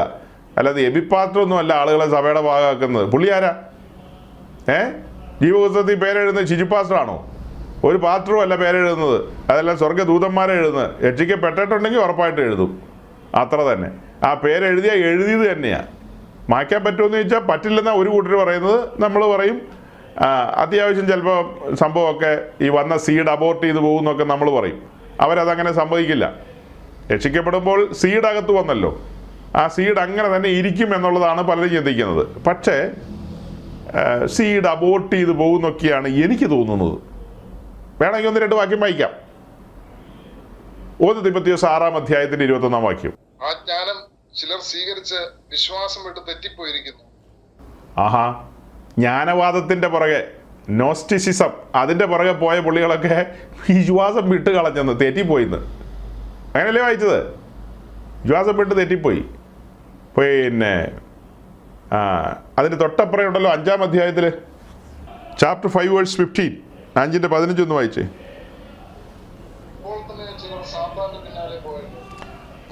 ചിലർ സാത്താൻ്റെ പുറകെ പോയിന്ന്. സാത്താൻ്റെ പുറകെ പോയവനൊക്കെ പുതിയ യെരൂശലേമിൽ വരുമെന്നാണോ നിങ്ങൾ പഠിക്കുന്നത്? അവൻ പോയി, സാത്താൻ്റെ പുറകെ പോയി. പിന്നെ തിരിച്ചു കൊണ്ടുവരാൻ മേലെന്ന് ചോദിച്ചാൽ തിരിച്ചു വന്നാൽ ഓക്കെ, വരാൻ സാധ്യതയില്ലെന്നാണ് പുസ്തകം പറയുന്നത്. എൻ്റെ കയ്യിലിരിക്കുന്ന പുസ്തകത്തിൽ എഴുതിയിരിക്കുന്നത് വരാനുള്ള സാധ്യത കുറവാണ് ആ പുള്ളിയുടെ കൂടെ പോയി കഴിഞ്ഞാൽ. അത് എഴുതിയിരിക്കുന്നത് എവിടെയാ? എബ്രായ ലേഖനം 6-ാം അധ്യായത്തിൽ. അത് പെന്തിക്കോസുകാർ മാത്രം വിശ്വസിക്കുന്ന ഒരു വാക്യമാണ്. ഈ പറയപ്പെട്ട സ്വർഗീയദാനം ആസ്വദിച്ച് വരുവാനുള്ള ലോകത്തിൻ്റെ ശക്തിയൊക്കെ അനുഭവിച്ചവർ പിന്മാറിപ്പോയാൽ അവരെ പിന്നെയും മാനസാന്തരത്തിലേക്ക് പുതുക്കുവാൻ കഴിവുള്ളതല്ലെന്നാണ് എബ്രായർ 6-ാം അധ്യായത്തിൽ എഴുതിയിരിക്കുന്നത്. അതായത് ഈ പറഞ്ഞ കൂട്ടത്തിൽ പോയി കഴിഞ്ഞാൽ പിന്നെ തിരിച്ചു കൊണ്ടുവരാൻ കഴിയില്ലെന്നുള്ളതാണ് നമുക്ക് മനസ്സിലാക്കാൻ കഴിയുന്നത്. കർത്താവ് എന്താ പറഞ്ഞത്? അതായത് അടിച്ചുവാരി തൂത്ത് തുടച്ച് ഇട്ടിരിക്കുന്ന ആ ജീവിതത്തിൽ ഈ പുറത്തു പോയ പുള്ളി പിന്നെ തിരിച്ചു വന്നു കഴിഞ്ഞാൽ എങ്ങനെയാണ് വരുന്നതെന്ന് എഴുതിയിരിക്കുന്നത്? 7 ഇരട്ടി ശക്തിയോടെ വരുന്നത്. 7 എണ്ണത്തെ കൂടെ കൂട്ടിക്കൊണ്ട് വരുമെന്നാണ് പറഞ്ഞത്. 7 എണ്ണത്തെ കൂടെ കൂട്ടിക്കൊണ്ട് വരുമെന്ന്. പിന്നെ എളുപ്പമാണോ അപ്പോൾ ചിലർ 1-ാം നൂറ്റാണ്ടിൽ തന്നെ പോയി. ഈ കാലത്ത് എന്തുമാത്രമാണ് പോകുന്നതെന്ന് അറിയാവോ? പൗലോസ് അവിടെ പറയുന്നത് ചിലർന്നാണ്. ഒത്തിരി ഒന്നും ഉണ്ടാവില്ല, കുറച്ചേ കാണുള്ളൂ. നമ്മുടെ കാലത്ത് പറയുമ്പോഴും അനേകർ ഈ കൂടെ പോയി എന്ന് പറയേണ്ടി വരും. ഇനി 6-ാം അധ്യായത്തിന്റെ 10-ാം വാക്യം കൂടി ഒന്ന് വായിച്ചേ. 6:10. Chapter 6 verse 10. ദ്രവ്യാഗ്രഹം സകലവിധ ദോഷത്തിന് മൂലമല്ലോ. ഇത് ചിലർ കാംക്ഷിച്ചിട്ട് വിശ്വാസം വിട്ടുഴന്ന ബഹുദുഃഖങ്ങൾക്ക് അധീനരായി തീർന്നിരിക്കുന്നു. അപ്പൊ ദ്രവ്യാഗ്രഹം നിമിത്തം ചിലർ വിശ്വാസം വിട്ടുകളഞ്ഞു. വിശ്വാസം വിട്ടുകളഞ്ഞാൽ പിന്നെ അവിശ്വാസമല്ലേ? അവിശ്വാസം വന്നാൽ പിന്നെ എന്നാ? കഠിന ഹൃദയം വരും. അവിശ്വാസമുള്ള കഠിന ഹൃദയം വന്നാൽ പിന്നെ ദൈവമായിട്ടുള്ള ബന്ധമുണ്ടോ? ഹൃദയം നുറുങ്ങിയവർക്ക് മാത്രമാണ് യഹോവ സമീപസ്ഥൻ. കഠിന ഹൃദയം യഹോവ സമീപസ്ഥൻ അതൊരു വാക്യമില്ല. ഹൃദയം നുറുങ്ങിയവർക്കാണ് യഹോവ സമീപസ്ഥൻ. അപ്പോൾ വിശ്വാസം വിട്ടുകളഞ്ഞാൽ പിന്നെ അവിശ്വാസം വരും. അവിശ്വാസം വന്നാൽ പിന്നെ ഹൃദയം കഠിനമായി പോകും. ഹൃദയകാഠിന്യം വന്നാൽ പിന്നെ തീർന്നെന്ന് കൂട്ടിയാൽ മതി. അതിനോടുള്ള ബന്ധത്തിൽ നമ്മൾ എന്താ പഠിക്കുന്നത്? ഇസ്രായേലിൻ്റെ ചരിത്രമാണ് പഠിക്കുന്നത്. ഹൃദയകാഠിന്യ നിമിത്തം അവർ മരുഭൂമിയിൽ അവസാനിച്ചു പോയെന്നാണ് കാണുന്നത്. അവിശ്വാസമുള്ള ദുഷ്ടഹൃദയം നിങ്ങളിൽ ആർക്കും ഉണ്ടാകരുതെന്നൊക്കെയാണ് എബ്രായർ 3-ാം അധ്യായത്തിൽ പൗലോസ് ശ്ലീഹ പറയുന്നത്. അവിശ്വാസമുള്ള ദുഷ്ടഹൃദയം നിങ്ങളിൽ ആർക്കും ഉണ്ടാകരുത്. അവർ സ്വസ്ഥതയിൽ പ്രവേശിച്ചില്ല, നാമോ സ്വസ്ഥതയിൽ പ്രവേശിക്കണം. അപ്പോൾ അവരെ മുൻനിർത്തിക്കൊണ്ടാണ് ഈ സംസാരിക്കുന്നത് അല്ലേ? ദ്രവ്യാഗ്രഹം. ഞാൻ വേറൊരു സ്ഥലത്ത് അല്ലെങ്കിൽ സാറ്റർഡേ മീറ്റിങ്ങിൽ ഞാൻ ഈ ദ്രവ്യാഗ്രഹവുമായി ബന്ധപ്പെടുത്തിയ വിഷയങ്ങൾ പറഞ്ഞുകൊണ്ടിരിക്കുന്നത് കൊണ്ട് ഈ വാക്യങ്ങളൊക്കെ പെട്ടെന്ന് ഇങ്ങനെ കൺമുമ്പിൽ നിൽക്കുകയാണ്. അതുകൊണ്ടാണ് ഇവിടെയും വായിച്ച് കേൾപ്പിച്ചത്. ഇത്രയേ ഉള്ളൂ. ചിലർ സാത്താൻ്റെ പുറകെ പോയി. പിന്നെ ഇവിടെ ചിലർ ജ്ഞാനവാദത്തിൻ്റെ പുറകെ പോയി വിശ്വാസം കളഞ്ഞു. ഇവിടെ പറയുന്നത് ചിലർ ദ്രവ്യാഗ്രഹത്തിൻ്റെ പുറകെ പോയിന്ന്. ജ്ഞാനവാദത്തിൻ്റെ പുറകെ പോയവനും വിശ്വാസം വിട്ടുപോയി, ദ്രവ്യാഗ്രഹത്തിൻ്റെ പുറകെ പോയവനും വിശ്വാസം വിട്ടുപോയി. നമ്മൾ പൊതുവെ ചിന്തിക്കുന്നത് എന്നാ? അവരൊക്കെ പെന്തിക്കോസിലുണ്ട് പാസ്റ്റർ എന്ന്. ഏത് പെന്തിക്കോസ്? ആരുടെ പെന്തിക്കോസ്? അത് ചുമ്മാ ജഡം മാത്രമേ ഇവിടെയുള്ളൂ. ജഡം ഞായറാഴ്ച വന്ന് പായലിരിക്കും, 1 മണിയാകുമ്പോൾ തിരിച്ചു പോകും, അത്രയേ ഉള്ളൂ. അതല്ലാതെ ഹൃദയം കൊണ്ട് ഇവിടെയൊന്നും ഇല്ല. അവിടെ നിക്ഷേപം ഇരിക്കുന്നിടത്ത് അവിടെ ഹൃദയം ഇരിക്കുന്നത്. അവിടെ നിക്ഷേപം എന്നതാ? ദ്രവ്യാഗ്രഹത്തെക്കുറിച്ച് അവർ ചിന്തിച്ചുകൊണ്ടിരിക്കുന്ന, റിസർച്ച് ചെയ്തുകൊണ്ടിരിക്കുക. നമ്മുടെ ചുറ്റും കാണുന്ന മനുഷ്യരുടെ എല്ലാ ഉള്ളിൽ എല്ലാവരും ചോദിക്കുന്ന ഒരു ഇച്ചിരി ദ്രവ്യാഗ്രഹം വേണ്ടെന്നേ ചോദിക്കുന്നത്, ജീവിക്കണ്ടെന്നേ ചോദിക്കുന്നത്. ജീവിക്കാൻ വേണ്ടി ദ്രവ്യാഗ്രഹമോ? പുതിയ കണ്ടുപിടുത്തങ്ങളൊക്കെയാണ്. ആധുനിക സമൂഹം കണ്ടുപിടിക്കുന്ന കാര്യമാണ്. പാസ്റ്ററെ, നിങ്ങൾ ഈ പറയുന്ന പോലെയല്ല ഒരു ഇച്ചിരി ദ്രവ്യാഗ്രഹം ഇല്ലാതെ ജീവിക്കണ്ടെന്നേ ചോദിക്കുന്നത്. അതിന് കർത്താവ് തരുന്ന മറുപടി തന്നെ, ദ്രവ്യാഗ്രഹം കൊണ്ടല്ല ഒരു പുതിയ നിയമ ഭക്തൻ ജീവിക്കുന്നത്, ദൈവത്തിൻ്റെ വായിൽ നിന്ന് വരുന്ന സകല വചനം കൊണ്ടും ജീവിക്കുന്ന. ദ്രവ്യാഗ്രഹം കൊണ്ടാണ് ഒരു വിശ്വാസി ജീവിക്കുന്നത്. നീ എന്തിനാ ദ്രവ്യാഗ്രഹത്തിന് പോകുന്നത്? നീ ദ്രവ്യാഗ്രഹത്തിന് പോകേണ്ട കാര്യമുണ്ടോ? ഇത് സംസാരിച്ചു തുടങ്ങി എവിടെ നിന്നാണെന്നറിയാവോ? റോമർ 8:34 ശിക്ഷ വിധിക്കുന്നവൻ ആര്? ഓർത്ത നന്ന്. ശിക്ഷ വിധിക്കുന്നവൻ ആര്? ഏദൻ തോട്ടത്തിൽ വിധിച്ച ശിക്ഷ അത് നടപ്പാക്കി കാൽവറിയിൽ. മനുഷ്യവർഗത്തിന് മേൽ വരേണ്ട ശിക്ഷ ഒരുവൻ ഏറ്റെടുത്ത് നമ്മെ സ്വതന്ത്രരാക്കി, സാക്ഷാൽ സ്വതന്ത്രരാക്കി. ആ സ്വാതന്ത്ര്യം അനുഭവിച്ചിട്ട് മുന്നോട്ട് പോകുമ്പോൾ പൗലോസ് പറയുകയാണ്, അത് ജഡത്തിന് അവസരമാക്കരുതെന്ന്. ഈ സ്വാതന്ത്ര്യം ജഡത്തിന് അവസരമാക്കരുത്. ജഡത്തെ ക്രൂശിക്കുക, ജഡാഭിലാഷങ്ങളെ ക്രൂശിക്കുക. മരിയാത്രയിൽ ജഡാഭിലാഷങ്ങളെ ക്രൂശിക്കുക. അതിനെ താലോലിക്കരുത്, അതിന് അവസരം കൊടുക്കരുത്. ശിക്ഷ വിധിക്കുന്നവനാർ? ഞാനിത് കൂടെ ഓർമ്മിപ്പിക്കുന്നത് എന്താ? ആ ശിക്ഷയുടെ കാഠിന്യം അകത്ത് തട്ടണം. അത്ര ഭയാനകമായ ന്യായവിധിയാണ് നടന്നത്. കാൽവറി ക്രൂശിൽ നമ്മൾ കത്തോലിക്ക പള്ളിയുടെ മുമ്പിൽ കാണുന്ന ആ ഒരു രൂപമുണ്ടല്ലോ, ഒരു മനുഷ്യരൂപം ഇങ്ങനെ ആണിയിൽ തൂക്കിയിട്ടിരിക്കുന്ന അതൊന്നുമല്ല. അതിൻ്റെ കാഠിന്യം ഭയങ്കരമല്ലേ? ശിക്ഷ വിധിച്ചത് ദേഹം ദേഹി ആത്മാവിൽ ആ ശിക്ഷ ഏറ്റെടുത്തു. വാക്യങ്ങൾ അനവധിയാണ്. ക്രിസ്തുയേശു മരിച്ചവൻ. അത് ഇവിടെ റോമാലേഖനത്തിൽ വായിച്ചു, പത്രോസിൻ്റെ ലേഖനത്തിലുണ്ട്. പത്രോസിൻ്റെ ലേഖനത്തിലെ വാക്യം കൂടെ നോക്കിയേക്കാം. 1 പത്രോസ് 1-ാം അധ്യായത്തിൻ്റെ 21-ാം വാക്യം. വിശ്വാസവും പ്രത്യാശയും ദൈവത്തിൽ വെച്ചുകൊള്ളേണ്ടതിന് ദൈവം അവനെ മരിച്ചവരുടെ ഇടയിൽ നിന്ന് എഴുന്നേൽപ്പിച്ച് അവന് തേജസ് കൊടുത്തുമിരിക്കുന്നു. ദൈവം അവനെ മരിച്ചവരുടെ ഇടയിൽ നിന്നാണ് എഴുന്നേൽപ്പിച്ചത്. അവൻ മരിച്ചവരുടെ ഇടയിൽ പോയെന്ന്. പ്രിയ സഹോദരി അൻസു മരിച്ചവരുടെ ഇടയിൽ പോകേണ്ടവളാ. പക്ഷെ ക്രിസ്തുവിനെ രക്ഷിതാവായി സ്വീകരിച്ചു എന്ന കാരണത്താൽ ജീവൻ തൻ്റെ ഉള്ളിലേക്ക് വന്നു. ജീവൻ വന്ന നിമിത്തം താൻ ഇന്ന് മരണമില്ലായ്മയിലേക്ക് കടന്നിരിക്കുന്ന വ്യക്തിയാണ്. ആ ജീവൻ തൻ്റെ ഉള്ളിലേക്ക് വന്നു, അഥവാ നിത്യജീവൻ വന്നത് നിമിത്തം ഇനി മരണമില്ല. അത് എന്തൊരു വലിയ സംഭവമാണ് സഹോദരങ്ങളെ. കേട്ടിട്ട് ഒന്നും തോന്നുന്നില്ല നിങ്ങൾക്ക്. ഒരു രോമം കൊഴിയുന്ന വാശി പോലും ഇല്ല ആർക്കും. എന്നതാ ഈ പാസ്റ്റർ പറയുന്ന? അത് എന്നെ രക്ഷിക്കപ്പെട്ടു, അത്രയല്ലേ ഉള്ളൂ. പെന്തിക്കോസിൽ പോയി എന്നൊക്കെ പറയും ആൾക്കാർ. ഏത് പെന്തിക്കോസ്? ആരുടെ പെന്തിക്കോസ്? നാം ക്രിസ്തുവിനെ രക്ഷിതാവായി സ്വീകരിക്കുമ്പോൾ ജീവൻ അകത്തേക്ക് വരികയല്ലേ. ആ ജീവൻ വന്നാൽ പിന്നെ മരണമില്ലായ്മയിലേക്ക് കടക്കുകയല്ലേ. അതിനൊക്കെ കാരണമായ കാര്യമാണ് വായിച്ചത്. ദൈവം അവനെ മരിച്ചവരുടെ ഇടയിൽ നിന്ന് എഴുന്നേൽപ്പിച്ചു. അവൻ മരിച്ചവരുടെ ഇടയിൽ അവസാനിച്ചു പോയായിരുന്നെങ്കിൽ നമ്മുടെ രക്ഷ സാധിക്കില്ലായിരുന്നു. അവനെ മരിച്ചവരുടെ ഇടയിൽ നിന്ന് ഉയർപ്പിച്ചു. അവൻ്റെ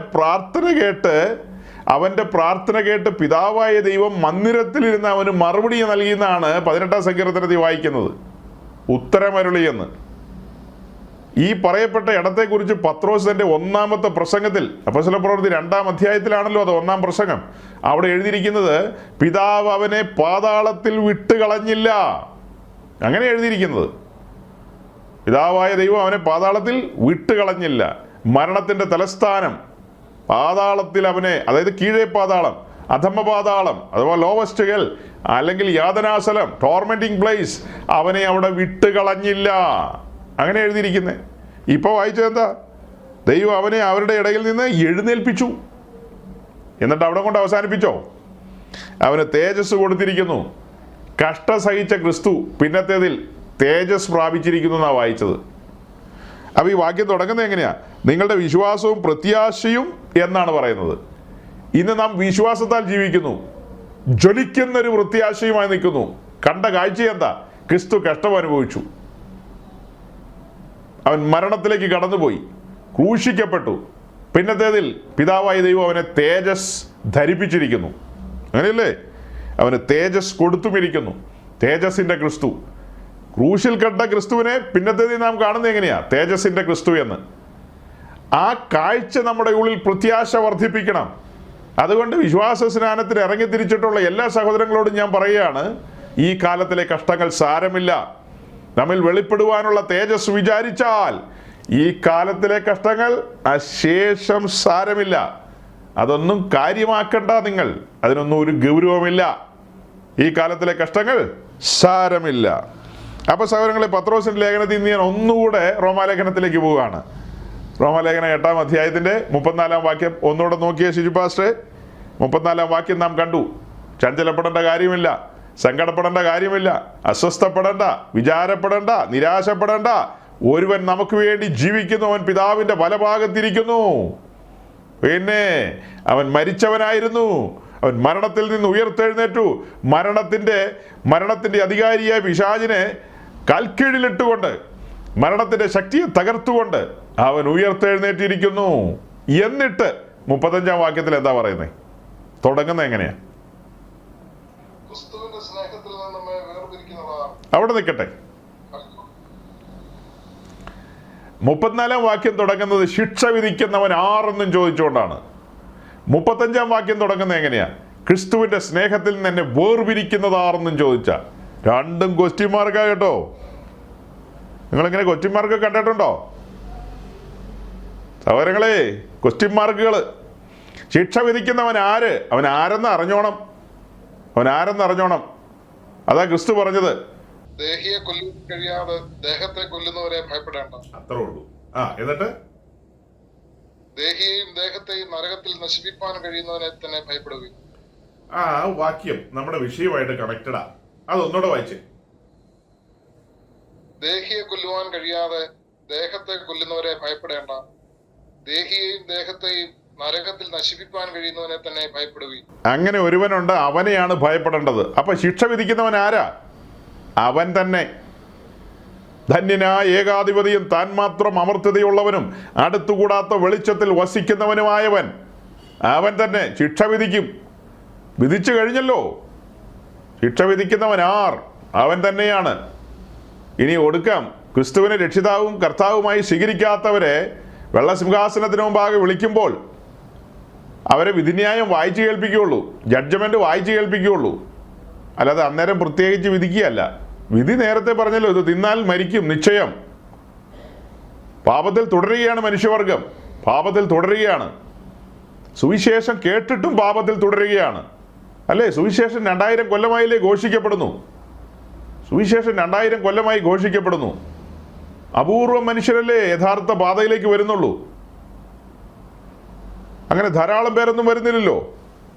മനുഷ്യർ പാപത്തിൽ രസിക്കുകയാണ്, ആസ്വദിക്കുകയാണ്, ലോകമയത്വത്തിൽ മുങ്ങിക്കിടക്കുകയാണ്. അതേസമയം അതിൽ നിന്ന് വിട്ടുപോരുവിൻ വിട്ടുപോരുവിൻ എന്ന് പറയുമ്പോൾ നിങ്ങൾ നിങ്ങളുടെ സൃഷ്ടാവിനെ തേടൂ, സൃഷ്ടാവിൻ്റെ അടുക്കിലേക്ക് വരൂ. അവൻ നീതിപതിയായ ന്യായാധിപതിയും കൂടിയാണ്.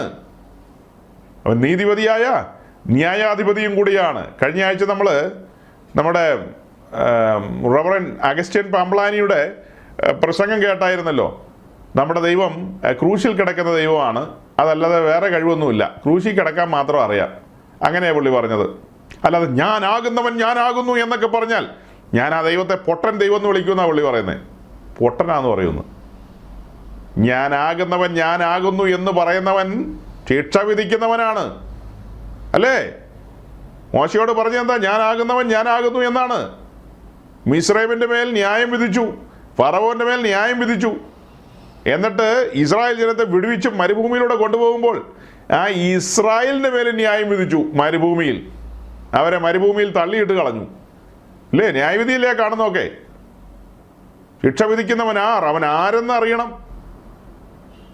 ആ കഠിനമേറിയ ശിക്ഷയിൽ നിന്ന് ഒഴിവുള്ളവരായി സ്വാതന്ത്ര്യം പ്രാപിച്ച് ആശ്വാസത്തിലേക്ക് വന്നവരായ നമ്മോടുള്ള ബന്ധത്തിൽ 35-ാം വാക്യത്തിൻ്റെ തുടക്കത്തിൽ പറയാണ്, ക്രിസ്തുവിൻ്റെ സ്നേഹത്തിൽ നമ്മെ വേർപിരിക്കുന്ന ആര്? ദ്രവ്യാഗ്രഹം എന്നെ ക്രിസ്തുവിൻ്റെ സ്നേഹത്തിൽ നിന്ന് വേർപിരിക്കും. Praise the lord, hallelujah. Praise the lord, hallelujah. ക്രിസ്തുവിന്റെ സ്നേഹത്തിൽ നിന്ന് എന്നെ വേർപിരിക്കുന്നത് അത്യാഗ്രഹം, ദ്രവ്യാഗ്രഹം, ലോകസ്നേഹം, അതെല്ലാം എന്നെ ക്രിസ്തുവിന്റെ സ്നേഹത്തിൽ നിന്ന് വേർപിരിക്കും. Praise the lord, hallelujah. അതിനുവേണ്ടി ഞാൻ 21 ദിവസം ഉപവാസം ഇരിക്കാൻ പോവാ. ഞാൻ എന്തിനാ 21 ദിവസം ഉപവാസം ഇരിക്കുന്നത്? ഞാൻ 21 ദിവസം ഉപവാസം ഇരിക്കുന്നത് എന്തിനാ? 1 തെസ്സലോനിക്ക ലേഖനം 5:23 പിന്നെ വായിച്ചു നോക്കിയോ. സമാധാനത്തിന്റെ ദൈവം തന്നെ നമ്മെ പൂർണ്ണമായും ശുദ്ധീകരിക്കും, ദേഹം ദേഹി ആത്മാവിൽ. അങ്ങനെ ഒരു ശുദ്ധീകരണത്തിന് വേണ്ടിയും ഒരു ക്രമീകരണത്തിന് വേണ്ടിയും നമ്മുടെ സാങ്ക്ടിഫിക്കേഷനോടുള്ള ബന്ധത്തിലൊക്കെ ദൈവ സാന്നിധ്യം അനുഭവിക്കാൻ, ദൈവ സാന്നിധ്യം കാത്തിരിക്കാൻ വേണ്ടി ഉപവസിക്കാം. കൊള്ളാം, തിരക്കേടില്ല. അതിനു പകരം ഞാൻ 21 ദിവസം ഇരിക്കും ദ്രവ്യാഗ്രഹത്തിന് വേണ്ടി. അങ്ങനെ ഇരുന്നുകൊണ്ടുള്ള പുണ്യന ക്രിസ്തുവിന്റെ സ്നേഹത്തിൽ നിന്ന് തന്നെ വേർപിരിക്കും. സാരമില്ല, പിന്നീട് കൂട്ടിച്ചേർത്തേക്കാം. അങ്ങനെ പിന്നീട് കൂട്ടിച്ചേർക്കാൻ പറ്റുമോ? ഈ സ്നേഹം അനുഭവിച്ചിട്ടില്ലെന്നേ. നമ്മളിന്ന് ഈ ചുറ്റോട് ചുറ്റും കാണുന്ന ആളുകളൊന്നും ഈ സ്നേഹവും അതിൻ്റെ ആഴമൊന്നും അനുഭവിച്ചിട്ടില്ല. ഈ സ്നേഹമൊക്കെ നമ്മൾ വചനത്തിലൂടെയാണ് അനുഭവിക്കുന്നത്. വചനത്തിലൂടെ ക്രിസ്തു നമ്മെ സ്നേഹിച്ചുകൊണ്ട് നമുക്ക് വേണ്ടി തന്നെത്താൻ ഏൽപ്പിച്ചു കൊടുത്തു. അവൻ നമ്മെ സ്നേഹിച്ച് നമുക്ക് വേണ്ടി തന്നെത്താൻ ഏൽപ്പിച്ചു എന്നൊക്കെ വായിക്കുമ്പോൾ മറ്റൊരു ഭാഗത്ത് പറയാണ്, അവൻ നമ്മെ സ്നേഹിച്ച് നമുക്ക് വേണ്ടി തന്നെത്താൻ ഒരു നിഷ്കളങ്ക യാഗമായി ഏൽപ്പിച്ചു കൊടുത്തെന്നൊക്കെ.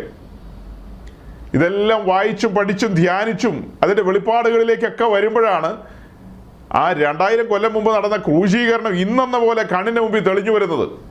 അത് ഇന്നെന്ന പോലെയല്ലേ തെളിഞ്ഞു വരുന്നത്?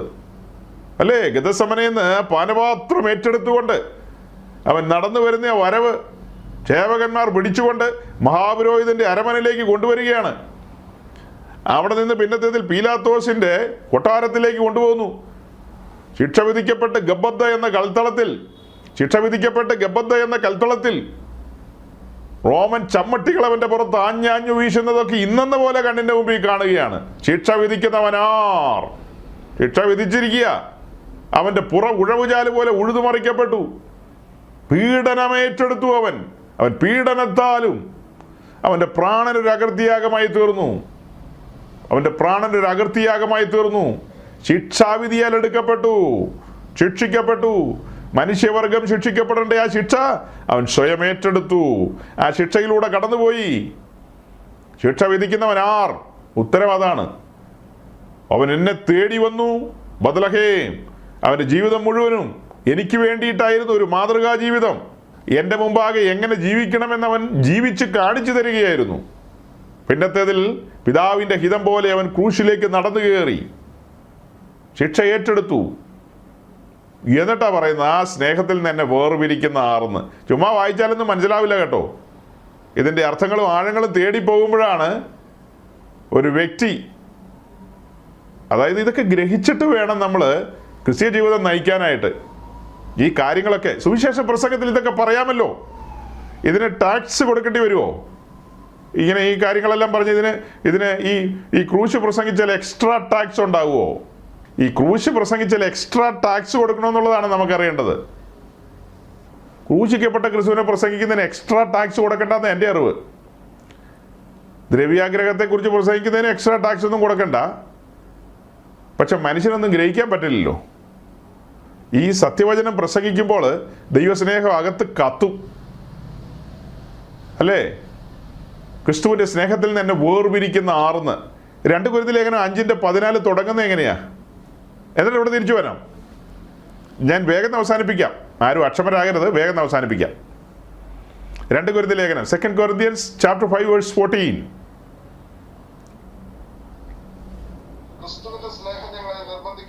അത്രയും മതി, നിൽക്കട്ടെ. ക്രിസ്തുവിൻ്റെ സ്നേഹം ഞങ്ങളെ നിർബന്ധിക്കുന്നു. ആ സ്നേഹം അനുഭവിച്ചവനല്ലേ അത് തിരിച്ചറിയാൻ കഴിയുള്ളൂ. ഈ സ്നേഹം എങ്ങനെയാണ് അനുഭവിക്കുന്നത്? പരിശുദ്ധാത്മാവിലാണത് അനുഭവിക്കുന്നത്. പരിശുദ്ധാത്മാവിലാണ്. അതിനൊരു വാക്യമുണ്ടല്ലോ പാസ്റ്ററെ, റോമാലേഖനം 5-ാം അധ്യായത്തിന്റെ 8-ാം വാക്യമാണോ 4-ാം വാക്യമാണോ ഒന്ന് നോക്കിയെടുത്തേ. പ്രത്യാശയ്ക്കോ ഭംഗം വരുന്നില്ല, ദൈവത്തിന്റെ സ്നേഹം നമുക്ക് നൽകപ്പെട്ട പരിശുദ്ധാത്മാവിനാൽ നമ്മുടെ ഹൃദയങ്ങളിൽ പകർന്നിരിക്കുന്നുവല്ലോ.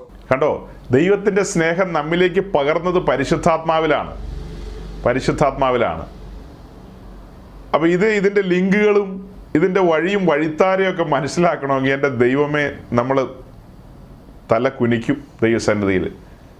എത്ര ഭയങ്കരം തന്നെയാണ്.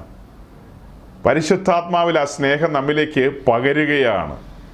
നാം സുവിശേഷം കേട്ടുകൊണ്ടിരിക്കുമ്പോൾ ദൈവസ്നേഹത്തിൻ്റെ വർണ്ണനകളാണ് സുവിശേഷത്തിൽ. അതുകൊണ്ടല്ലേ ആശീർവാദം പറയുമ്പോൾ നമ്മൾ എങ്ങനെയാണ് പറയുന്നത്?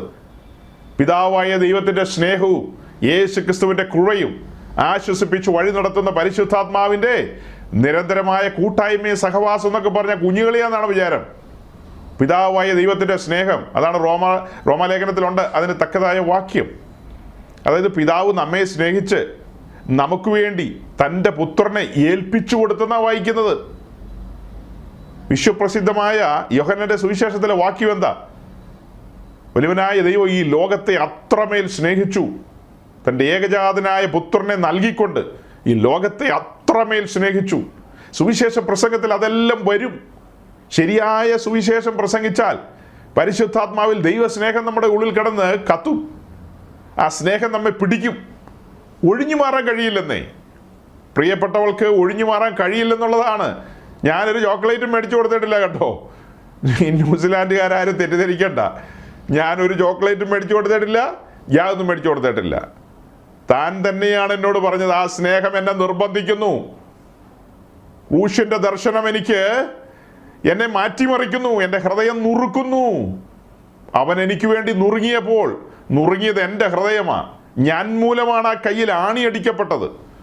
ആ ആണിയടിക്കപ്പെട്ടതിൻ്റെ കാരണക്കാരി ഞാനാണ്. ആ തിരുമേനി തകർക്കപ്പെട്ടത് ഞാൻ മൂലമാണ്, എൻ്റെ പാപനിമിത്തമാണ്. തിരിച്ചറിവിലേക്ക് വരികയാണ്. അങ്ങനെയുള്ള ഒരുവൾ നോക്കണം, നാമും ആ ദൈവം തമ്മിൽ പിന്നത്തിൽ ശത്രുതയിലാണെന്നാണല്ലോ നമ്മൾ കാണുന്നത്. ശത്രുവിനെ തേടി വന്ന ദൈവസ്നേഹം, ശത്രുക്കളായിരുന്ന നമ്മെ മിത്രങ്ങളാക്കുവാൻ വില കൊടുക്കുകയാണ് പിതാവ്. തൻ്റെ പുത്രനെ ബലിയാക്കിക്കൊണ്ട് നമ്മെ നിരപ്പിക്കുകയാണ് തന്നോട്. ദൈവസ്നേഹത്തിൻ്റെ ആഴങ്ങളല്ലേ ഇതെല്ലാം. തൻ്റെ പുത്രനെ ഈ ഭൂമിയിലേക്ക് അയച്ചു. അവൻ്റെ ജീവിതം, അവൻ്റെ ബലിമരണം അവിടെയെല്ലാം നമ്മൾ ആഴത്തിൽ കാണുകയാണ്. പരിശുദ്ധാത്മാവിൽ ഇതെല്ലാം അനുഭവിക്കുകയാണ്. പരിശുദ്ധാത്മാവിൽ അനുഭവിക്കുക എന്ന് പറഞ്ഞാൽ തുള്ളൽ മാത്രമല്ല, ഒരു കൂട്ടം ആൾക്കാർക്ക് ഓർഗൻ വെച്ച് കഴിഞ്ഞാൽ തുള്ളാൻ പറ്റും. തുള്ളൽ മാത്രമാണോ ക്രിസ്തീയ ജീവിതം? അതാണോ പെന്തക്കോസ്ത് എന്ന് പറയുന്നത്? ആത്മാവ് വരുമ്പോൾ നമ്മൾ ചലിക്കും, അതൊക്കെ വേറെ കാര്യം, ഞാൻ പരിഹസിച്ചതല്ല. ആത്മാവ് വരുമ്പോൾ ചലനങ്ങളുണ്ട്, ഗ്യാരണ്ടിയാണ്. പക്ഷെ ആത്മാവിൽ ഈ ദൈവസ്നേഹം എന്താ കത്താത്തത്? ദൈവസ്നേഹം കത്താത്തത് എന്താ? ക്രിസ്തുവിന്റെ സ്നേഹത്തിൽ നിന്ന് വേർപിരിക്കുന്നത് ആർ? കഷ്ടതയോ സങ്കടമോ പട്ടിണിയോ ആപത്തോ വാളോ മരണമോ എന്തുമാകട്ടെ, ആ സ്നേഹത്തിൽ തന്നെ എങ്ങനെ വേർപിരിക്കും? ആ സ്നേഹത്തിൽ തന്നെ വേർപിരിക്കാൻ കഴിയുമോ? ഈ പറയപ്പെട്ട കാര്യങ്ങളൊക്കെ കടന്നു വരാമെന്നല്ലേ അതിൻ്റെ സൂചന? ഈ പറയപ്പെട്ട കാര്യങ്ങൾ കടന്നു വരാൻ സാധ്യതയില്ലേ? പൗലോസിന്റെ ജീവിതത്തിൽ അതൊക്കെ കടന്നു വന്നില്ലേ? മരണകരമായ അനുഭവത്തിലൂടെ പോയില്ലേ? മരണകരമല്ലല്ലോ, മരിച്ചു. ലുസ്രയിൽ വെച്ച് മരണത്തിലേക്ക് നടന്നുപോയി. മൂന്നാം സ്വർഗത്തോളം എടുക്കപ്പെട്ട ആ ഒരു അനുഭവം എന്താ? മരണം തന്നെയാണ് സംഭവിച്ചത്. അങ്ങനത്തെ ഒരു അനുഭവത്തിലൂടെ പോയി. എന്നിട്ടും ആ സ്നേഹത്തിൽ നിന്ന് എന്നെ വേർപിരിക്കാൻ കഴിയില്ലെന്നാണ് പറയുന്നത്. വലിയ ധനാഢ്യനായിരുന്നൊരു മനുഷ്യൻ, ഗമാലിയലിന്റെ പാദപീഠത്തിലിരുന്ന് അഭ്യസിച്ചവൻ, സൻഹദ്രീ സംഘത്തിലെ അംഗം, വലിയ തലയെടുപ്പുള്ളവൻ, റോമൻ പൗരത്വമുള്ളവൻ, പല പല കാര്യങ്ങൾ പറയാനുണ്ട്. ഇതെല്ലാം ചവറന്ന് എണ്ണിക്കൊണ്ട് ക്രൂശ് എടുക്കാൻ ഇറങ്ങി വന്ന മനുഷ്യൻ ക്രൂശ് എടുക്കുക, മുൻപോട്ട് പ്രയാണം ചെയ്യുക, അതിനിടയിൽ എഴുതി വെക്കുക, ഈ സ്നേഹത്തിൽ നിന്ന് എന്നെ ആർ വേർപിരിക്കുമെന്ന്. സഹോദരങ്ങളെ, എനിക്ക് അറിയില്ല ഇത് എങ്ങനെ പ്രസംഗിക്കണമെന്ന്. ഇതൊന്നും എങ്ങനെ പ്രസംഗിക്കണം, ഇതിൻ്റെ ഗ്രാമർ എങ്ങനെ ഒപ്പിക്കണമെന്ന് ഒരു പിടിയില്ല. എനിക്ക് എൻ്റെ ഉള്ളിൽ ഭയങ്കരമായ മുന്നോട്ട് പോകാൻ കഴിയുന്നില്ല. ആ ദൈവസ്നേഹത്തിൻ്റെ ആഴം സ്പർശിക്കപ്പെടുകയാണ്. മലയാളക്കരയിൽ എന്തുകൊണ്ട് ഇത് പ്രസംഗിക്കുന്നില്ലെന്നുള്ളതാണ് എന്നെ കുഴയ്ക്കുന്നത്.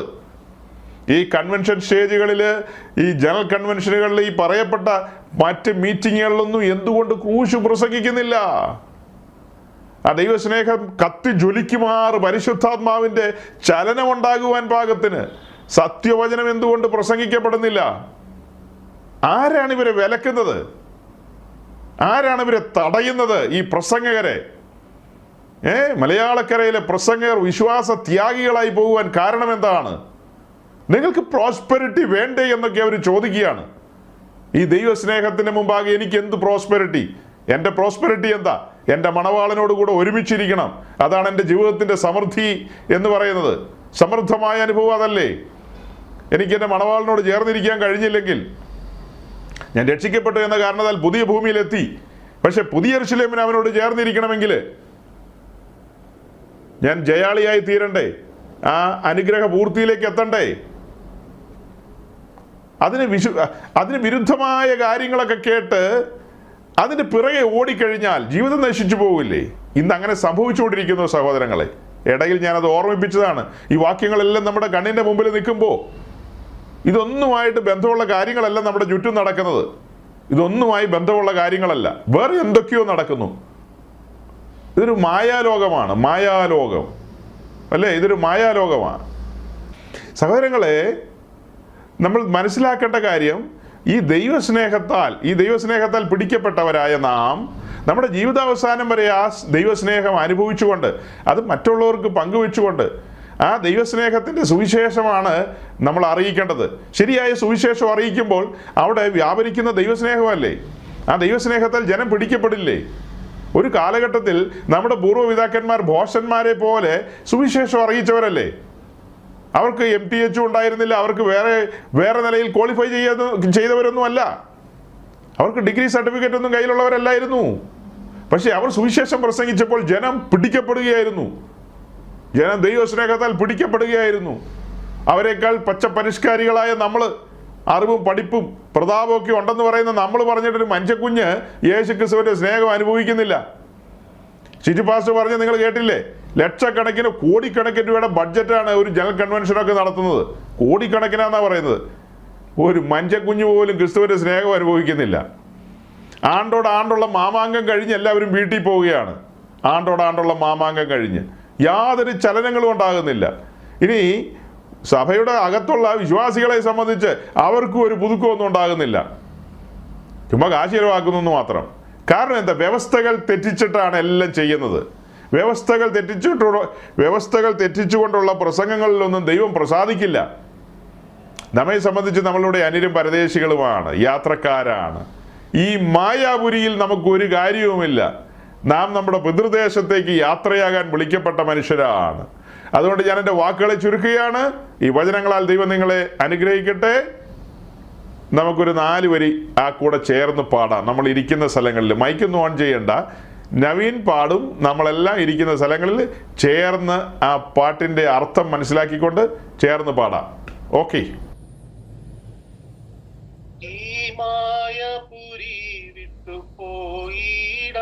ക്ഷണം സിയോൻ പ്രയാണം തുടർന്നിടാം, ഈ മായപുരി വിട്ടു പോയിടാം. ക്ഷണം സിയോൻ പ്രയാണം തുടർന്നിടാം, പ്രിയനോടൊരുമിച്ചു വസിച്ചിടാം. ചിരകാലം ശുഭമേറും ഭാഗ്യനാട്ടിൽ ആ ചിന്തിക്കുകിൽ പരദേശികൾ വെറുമന്യർ നാമി ഭൂവിൽ നിലയില്ല വാസമോട്ടിൽ.